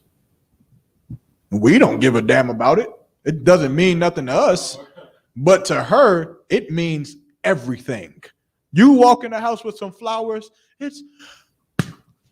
I don't know what the hell that is. It's, oh my God, he loves me. What you got, sis? It's not because of the flowers.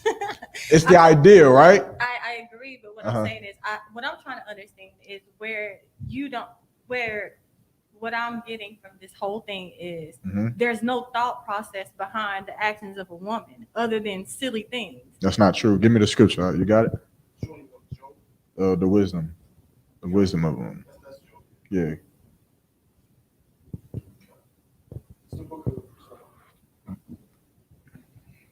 This is the book of Job, chapter 39 and verse 17.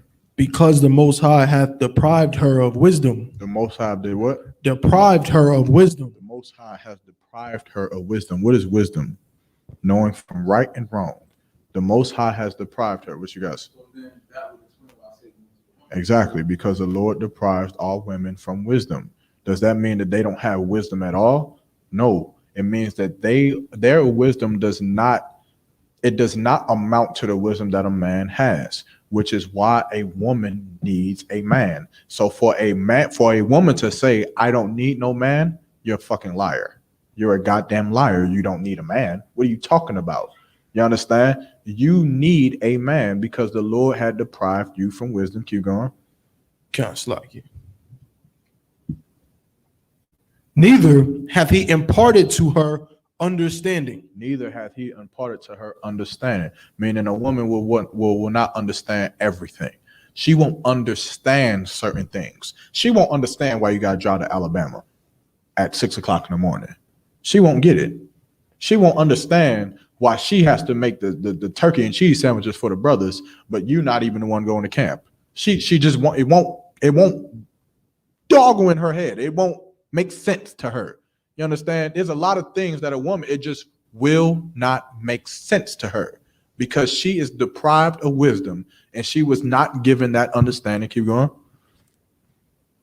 This is the end of that verse. Verse 18. Translate.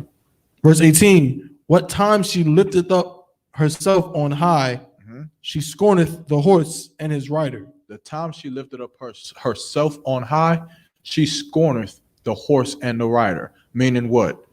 She tried to put herself in a position of power when she should not have been. And you've scorned the horse and the rider. right? You scorn both of those things because you being in power is not how the Lord wanted this to be. The Lord never wanted a female to be in leadership over the nation of Israel. That's not how he created us. And it is not a bad thing. What we have to understand as a nation of people is that what I'm saying is not a bad thing. You understand? A woman should read this or hear this and say, you know what? I want to be protected.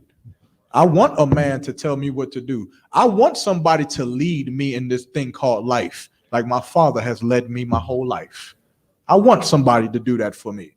That's what a woman should say. And you know what a man has to do? He has to suck in his gut and swallow and jack up his nuts and be ready to lead that woman. He has to be ready to take hold of another life and be prepared to make the decisions and live and die by them. You have to be prepared to do it. That's something that a woman does not have to do. She doesn't have to. She can sit back and she can look at the stars and think the stars are pretty and look at flowers and running around and dance and hey, and sing songs and learn to play instruments. You, however, have to go to war with homosexuality. Right. You, however, have to fight against drug addiction. You, however, have to fight against Satan every day of your life and fight against the principalities that rule this world. That's what you have to do as a man. Your wife, she just has to do what you say and just have fun. Live life. That's it. That's all that she has to do, to follow the law, statutes, commandments, do what you tell her to do, and have fun. Enjoy yourself. Babe, can we go to Frankie's today on Saturday? She don't got to go to camp. Right. Who's to say she can't go to Frankie's? She ain't got to go to camp. Right. Can we go to skating rink on Tuesdays at 7:00? You ain't got to go teach no class. Right. What else do you got to do? I guess you can do it. You understand? But a woman's life should be, go ahead. And then sis, you had something, right? Oh, yeah. Raise them damn children. Yeah, damn right. Damn right. I was about to say that's heavy what you bringing out because I was the water, brother. Looking online at camp. I don't know if it was the last camp, and a sister was out there, and brother had brung out 1 Timothy 2:12. And you want me to read it? Go ahead. All right. Well, go ahead. I'll break it down for you, but go ahead and pull it up. Pause. And it was but I suffer not a woman to teach, nor to usurp authority over the man. Nor to usurp authority over the man. Usurp authority over the man. Go to verse 11. All right?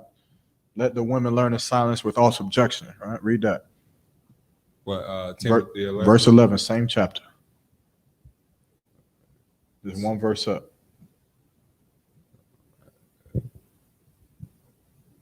1 Timothy chapter 2 and verse 11.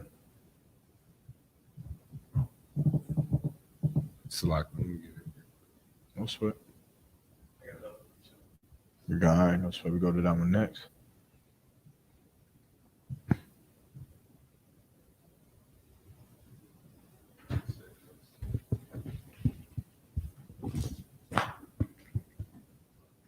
For time's sake, I'll read it, right?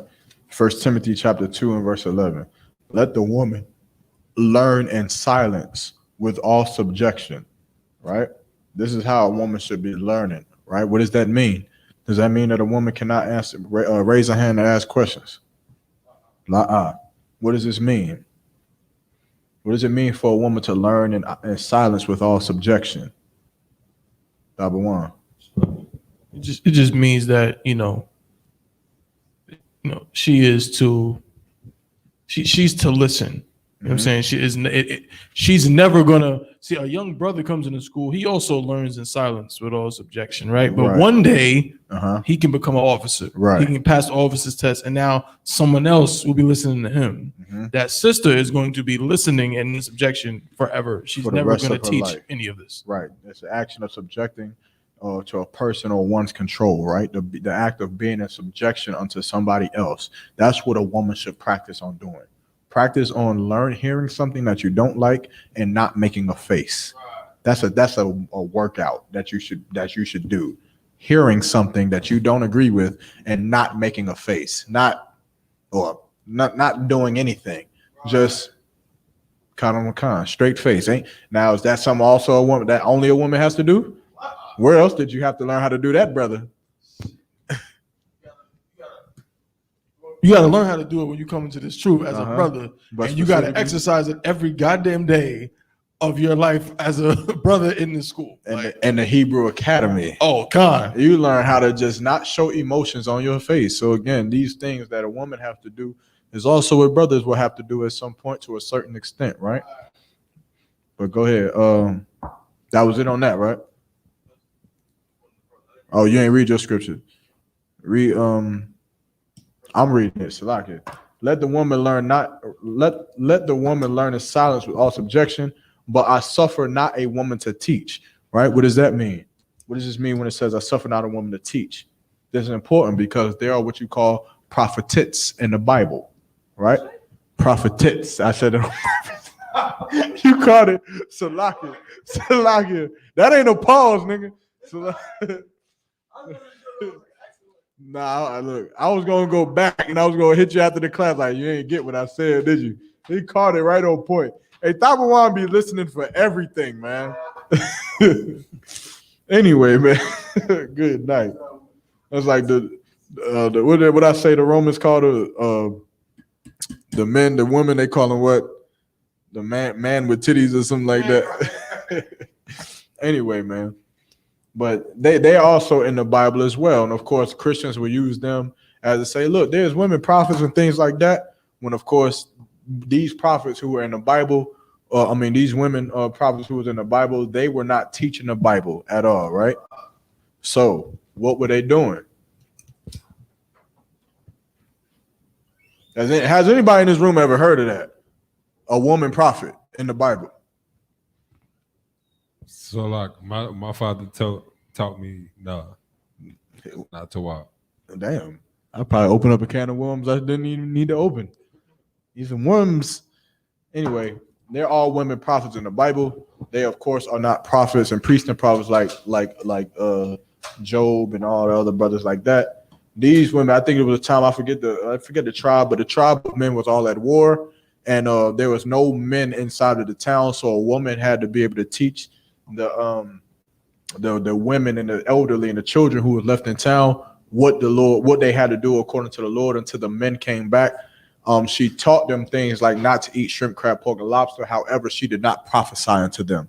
She did not open up these records and break down these scriptures unto congregations of men. She taught them what they would have to do because there was nobody there to lead the people, which is what any strong black woman would do, right? If your husband is gone, your husband is in Alabama because he's breaking ground for 3 months, you will, of course, have to teach your children what? The Bible. You'll have to teach them what's right and what's wrong. But you are not breaking down these scriptures because you are not a priest and prophet of the Lord. You will tell them what they can do and what they cannot do as to what you was taught. Of course, when the men came back from war, I'm forgetting all the names. I could break this down later. But when the men came back from war, they, of course, relinquished their authority back over to the man. And it went on like that. Right? So, but I suffer a woman not to teach. That doesn't mean that she can't teach science or something like that. This is talking about the Bible. Nor to usurp authority over the man. To usurp authority over the man means to what it says, to usurp authority over the man, to make yourself more powerful than him, meaning your husband tells you to do something, you do what? You do it.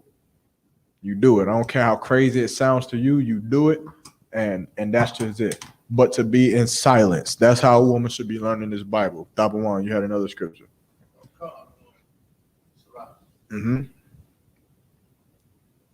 I'm just trying to scroll back to it. If I may, yeah, because going back to the question that was asked about, a man basically being controlled or, doing things at the behest of a woman, and what's stronger or whatever. I'm paraphrasing, but I'm saying there was a story in Ezra's You know what I'm saying? Where the king had asked that question about what's the strongest thing. Man, good night. When is the Feast of Purim? That When is coming it? up? Nah, It's not coming up. We passed it already. we passed it like 2 months, 3 months ago. Okay, so that was another one Con. where a woman had some power on her. Right, con. Yeah, Con. but Con, no sweat. con. So yeah, so these brothers was asked what's the strongest thing. One brother said wine is the strongest. Another brother said the king is the strongest, and then the third brother said the woman is the strongest. He said the only thing stronger than her is the truth. Right. He said, but she was the strongest, and this is one of the scriptures breaking it down, if I may. Con. First Ezra, chapter 4, and verse Shalakia. It's like verse 26. Turn that mic over. What? Yea, many there be that have run out of their wits for women and become servants for their sakes. Verse 27. Many also have perished, have erred, and sinned for women. That's the part I wanted to bring out. Like what the brother bringing out is heavy. You understand? Because like even if you read verse 25, it say, wherefore a man loveth his wife better than father and mother. You understand? Like a lot of men go out of their way because of a woman. It's evident. It always happened. I don't care what kind of narrative you try to push. Like everything that happens on this damn earth that's wicked is damn near for a woman. I don't care what you're talking about. If you see some niggas robbing a bank, there is some woman at the end of that. It's some woman.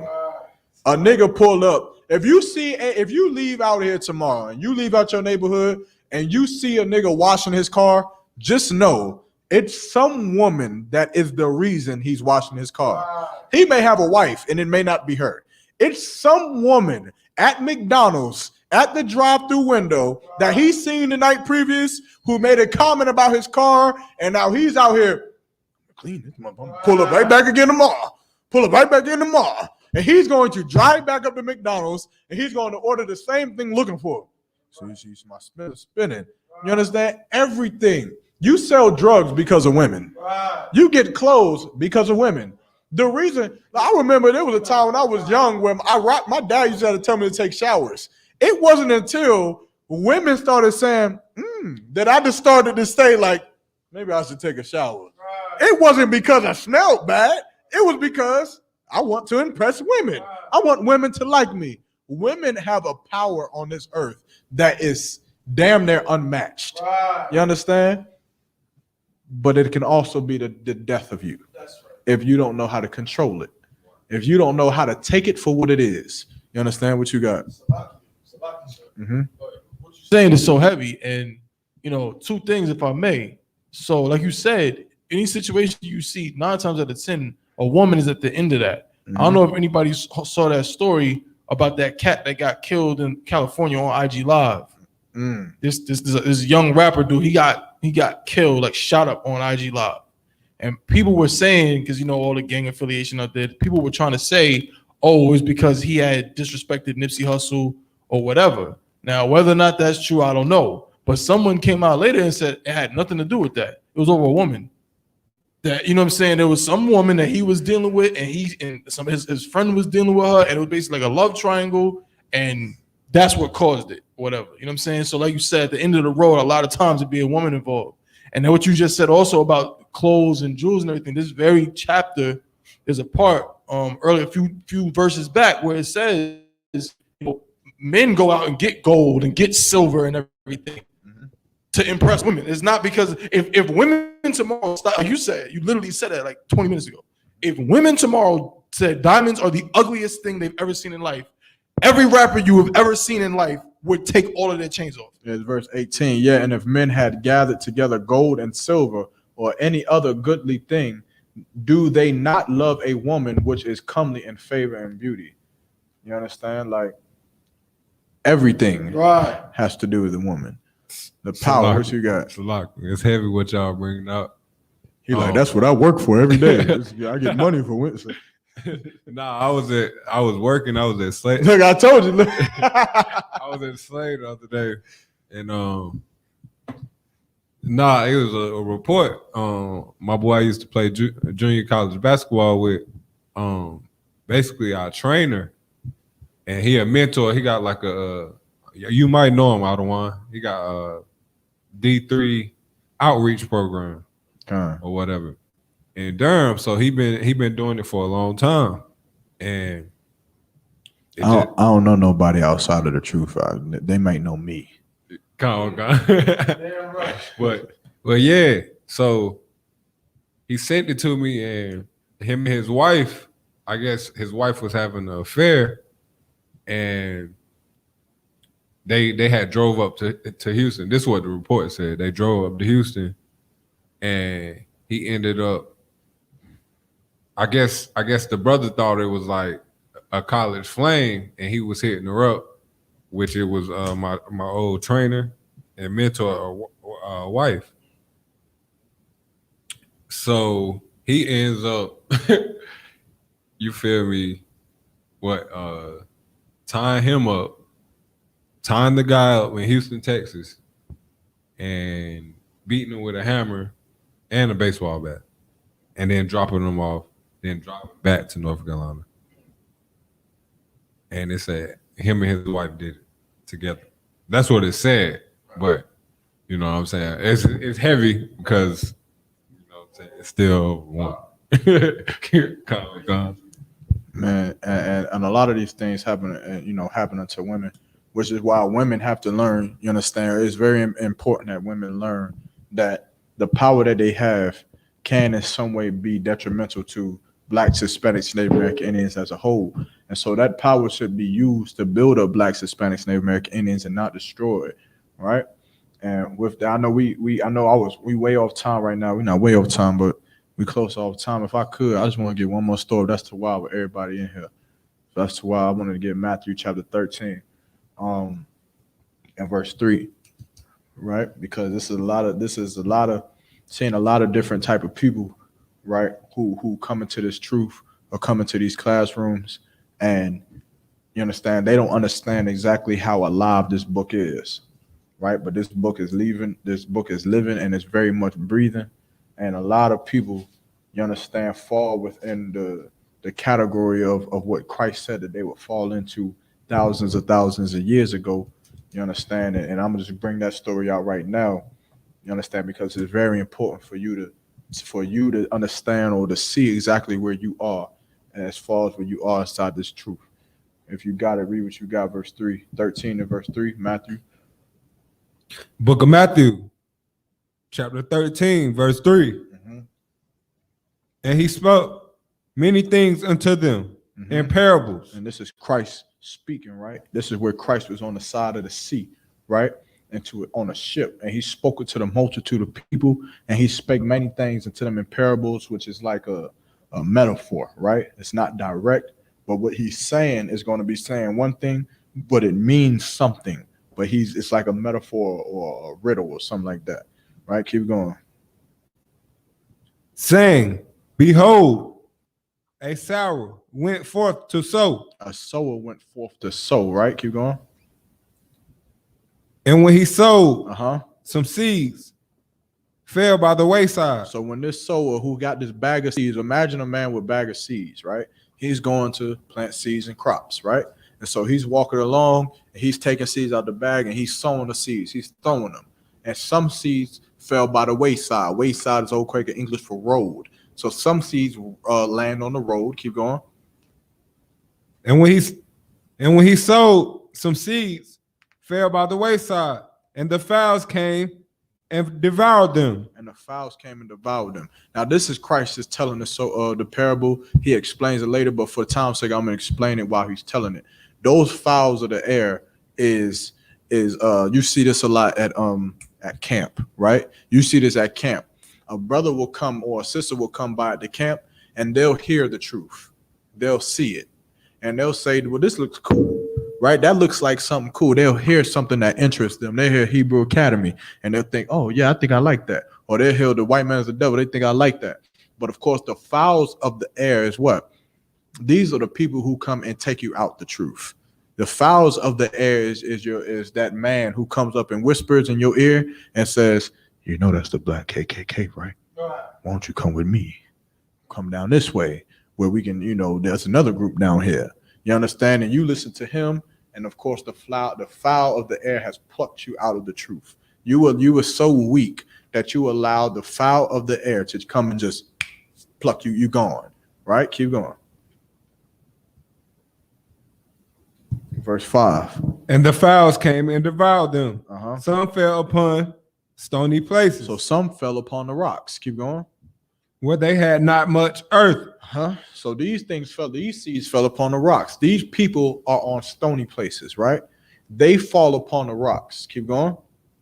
And forthwith they sprung up because they had no deepness of earth. So these people hear the truth and they grow in the truth, right? They love the truth. They see the truth and they love everything about it. They think that it's interesting. They come to class. They sprout in the truth, but they have no foundation underneath them. And so they allow the world to take them out of the truth. You take the truth that you think you know and love, and you go back to your mother's house, and you go back to your family's house for the cookout or the family reunion or Thanksgiving dinner, and you get to telling your family how much you love the truth and how much you've been going to the classes and how you're learning this and learning that. And your family does what? They cut you. They cut you to piss. They pull, well, what about John 3:16? And you say, damn, it does say for God so loved the world, doesn't it? Well, what about Ezekiel 25:16? You say, damn, that is saying that, isn't it? The Gentiles might be the heathens. Well, what about what's the Roman dude? Con, you go ahead, pull it. The Roman dude, the centurion. Cornelius. It was like, damn, Cornelius was a Roman, wasn't he? You got it, GP?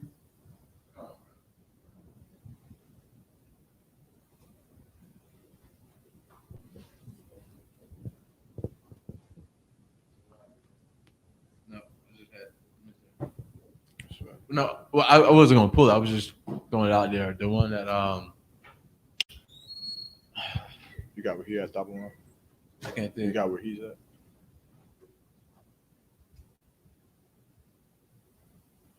You said Acts 2 and 2? So like, yeah, Acts. Yeah, I was right. Acts 2 and 21. I wasn't trying to pull it. I was just throwing it out there.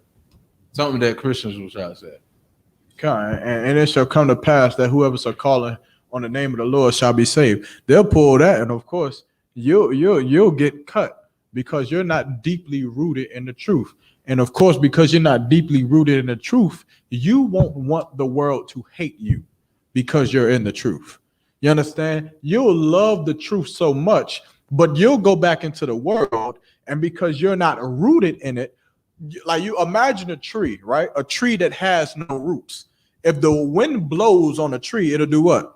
It'll fall. It'll leave. It'll break, right? If it rains too hard, it'll fall. If it snows, it'll fall. If anything that comes up against it, while it has no roots, it will fall. And so that's what you are coming into the truth. You love it. You put on all black. You come in here, Shalom, Yahweh Shem Shepherdah, Hebrew Academy. I'm ready. I've been doing my push-ups. But then your mother says you can't live here no more because you're in a cult. Your co-workers, you go to work every day and you do this because you don't want your co-workers to see that you're in a cult. The people around you say, ain't that a cult? And you try to fight it.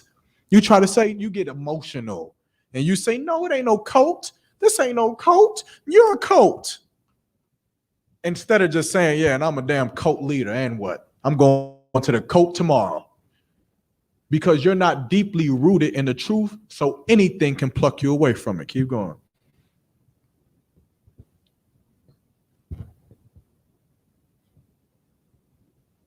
Verse 5. Verse 5. The end of 5. And forthwith they sprung up because they had no deepness of the earth. And when the sun was up, they were scorched. And because they had no root, they withered away. They withered away. When the sun was up, they were scorched. You go out here and you try to fight against Christians. You go out here and you try to hold your own against your family members, and that sun will scorch you because your roots are not in here with us. You being in this class is your roots. You listening to these words is how you get your water. It's how you nourish your roots. It's how you grow deeper in your roots. It's how you know how to cut a dumbass Christian for pulling John 3:16, because you've been watered and you're deeply rooted in the truth to defend yourself, which is why troopers are not allowed to teach this Bible, which is why we have these rules in place so that we can protect you from being cut until you get your roots thick enough, until they grow deep enough into the soil so that you can stand on your own. You understand? Keep going. And some fell among thorns. Uh-huh. And then thorns sprung up. And some fell among the thorns, and the thorns sprung up. But when these seeds sprang up into the thorns, these seeds began to be choked by the thorns. The world is going to pressure them to leave the truth. Meaning what? They won't want to suffer for it. It's too hard to be in here. You love the truth. You love everything about it. You love the all black and coming to class and asking questions in Hebrew Academy and Khan out of one Khan. But what you don't love is having to obey your husband as he was unto the Lord. What you don't love is how you have to stop smoking weed for the rest of your life. Right. What you don't love is how you have to report every Wednesday, whether you're available for camp or not. What you don't love is when you have to take orders and get departments and get checked because you're lacking in your apartment because of the lack that you're providing. What you don't want to do is be choked because of the truth. You don't want to pay for it. You don't want to pay your tithes. You don't want to get $100 million and then have to pay, $10 million? And then have to give $10 million to the school. You don't want to get $1,000 from a job and then have to give 100 of it up. You don't want to have to pay a building fund or a camp fee. You don't want to have to answer phone calls at 3 o'clock in the morning because because your brother and his sister is arguing with each other, damn, they're about to kill each other. You don't want to have to stand beside a hospital bed and watch a brother die. You don't want to have to go through that pain. You don't want to have to hold a food drive and have to go and drive food in a hot ass truck from state to state, from city to city, just to feed people who give a damn about you. You don't want to have to teach Lashawan classes alone for weeks at a time. You don't want to have to be up in this class every day, every time it's time for you to teach, knowing that nobody shows up. You don't want to prophesy into the wind. You don't want to do that. You don't want to have to go through Hebrew Academy and bleed and sweat and break everything in your life. You don't want to have to do that. You don't want to have to give your husband everything that you own. You don't want to have to do that, to have to cook for him, to clean for him, to listen to him, to obey him, to do whatever the fuck he tells you to do. It's too hard for you to do that. You love everything about the truth, though. You love everything about not eating shrimp and not eating lobster and the pork and celebrating birthdays. All of that makes sense to you. But the second something doesn't resonate to you, it starts to choke you. You start to not agree, to not understand it. You don't understand why you got to say Khan on one Khan to this nigga, he's younger than you. You don't understand why you got to follow orders and the orders don't seem right to you. You don't understand why you got to paint the school a color that you don't think fits the spirit of Durham, North Carolina. You don't understand it, and so you don't want to suffer for it. You don't want to be here. You don't want to have to die for your brother. You don't want to have to die for your sister. You don't want to stay with that annoying ass bitch. You don't want to have to do that. It's much more easier to just leave the truth and get another annoying ass bitch. It's much more easy to do that. You don't want to have to stand with her. She don't want to have to live with you because you're a no good nigga. She don't want to have to call for counsel and let some man who she's never met all up in her business. She don't want to have to be told that she's a monster, that she's being wicked, that she's letting Satan rule over her. He don't want to be told that he's weak and he's effeminate and he's damn near homosexual. It's hard to be hurt. It's hard to hear these things and know that it's true. You grow in this truth, but you don't want to suffer for it. You don't want the checking that comes with it. You don't want the responsibility that comes with being a priest and prophet of the Lord, that comes with being a wife of a priest and prophet of the Lord and a servant of the Most High, a daughter of Sarah. You don't want to do that. You don't want to cover your behind and not be a stripper and not smoke weed and not be a drug dealer. It's too hard to just not do it. It's too hard to just fight against yourself and to love your brother. It's too hard to not punch your brother in the face because he wronged you, because you weren't born like that. You weren't raised like that. You ain't built like that. You ain't no bitch. So you'll show the rest of us just how a bitch made you are. So you'll put hands on a brother because it's too hard for you to not be a bitch and keep your hands to your damn self. It's too hard for you to live that life. It's too hard for you to forgive your brother. It's too hard for you to forgive your sister, to have compassion on your wife, to have compassion on your husband, to have compassion on your children. It's too hard for you to do it. And so, of course, the easy way route is to be a Christian. Of course, the easy route is to be a purple faggot rain wearing dress wearing dummy. The easy way route is to get up out of that seat and move so that somebody who's more worthy can take it. Somebody who's better than you can take it. It's too hard to hear those words. It's too hard. And so you leave the truth because it's too much. It's too much for your mother to hate you. It's too much for your family to disown you. It's too much for you to have to hear that you're in a cult.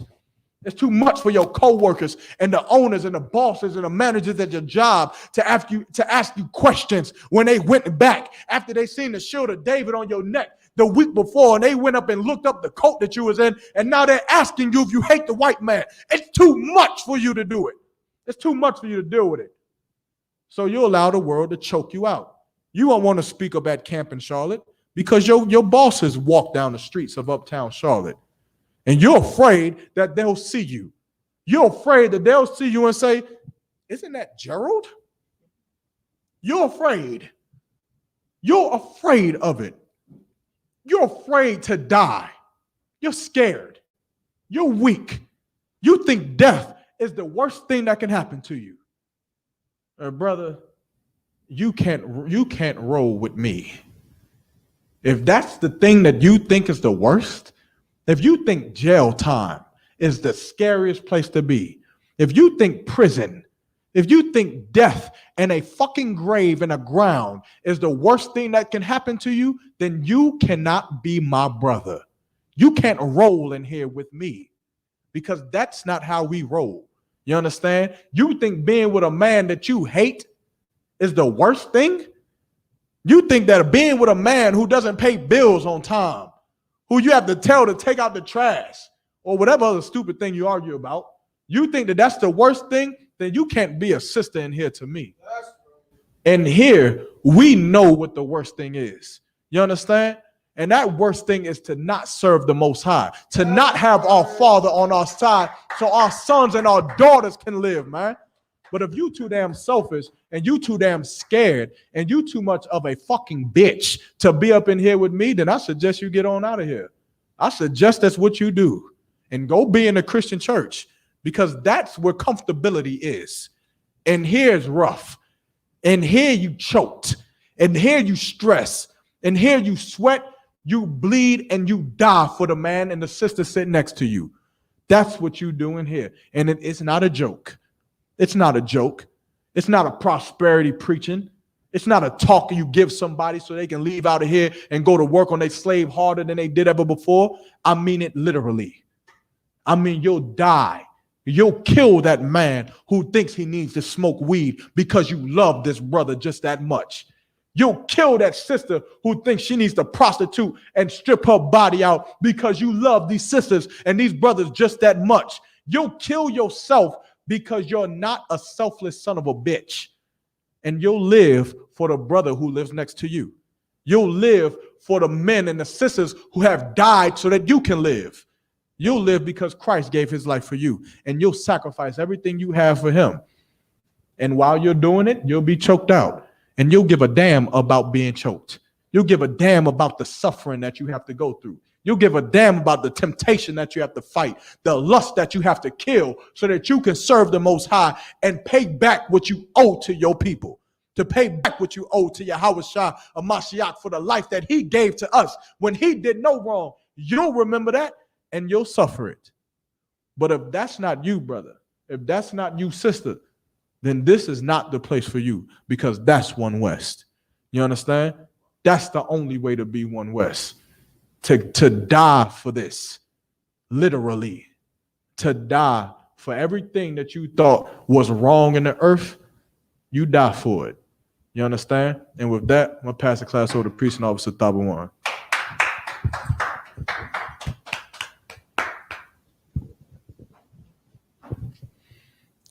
Salakia, true, but I missed your precept. That is a precept, though. You understand? Ecclesiasticus chapter 10 and verse 19.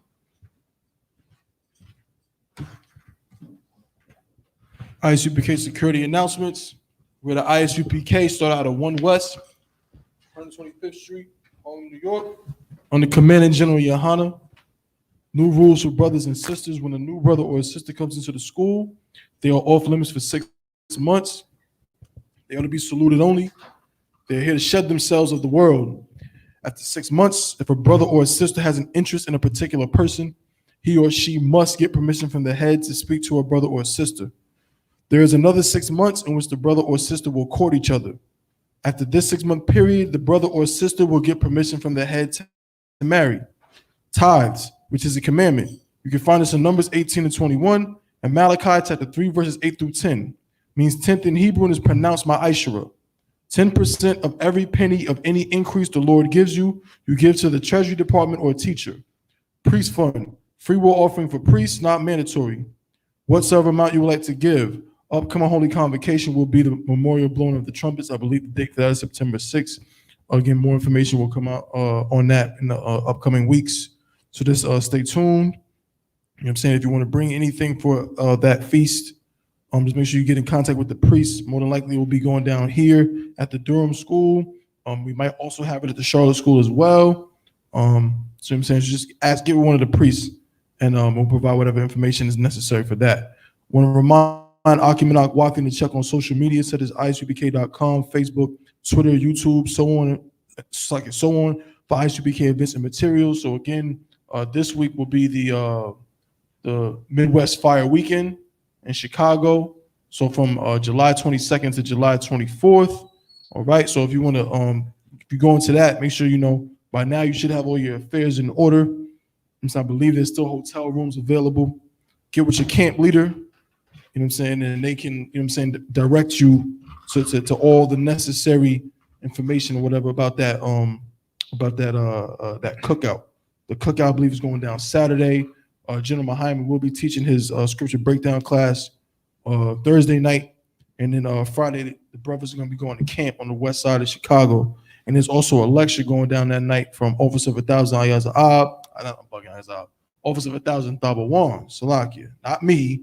Thabawan Ban Gad, the Gadite, the better Thabawan. He's going to be doing a lecture, you feel me, with Officer of 1,000 Karyash. Okay, so let me check that out. If a brother wants to be a trooper in the school, then he needs to start wearing all black, which includes black boots, shirts, pants, headband, or scarf. And with that, Imadium, which means to stand,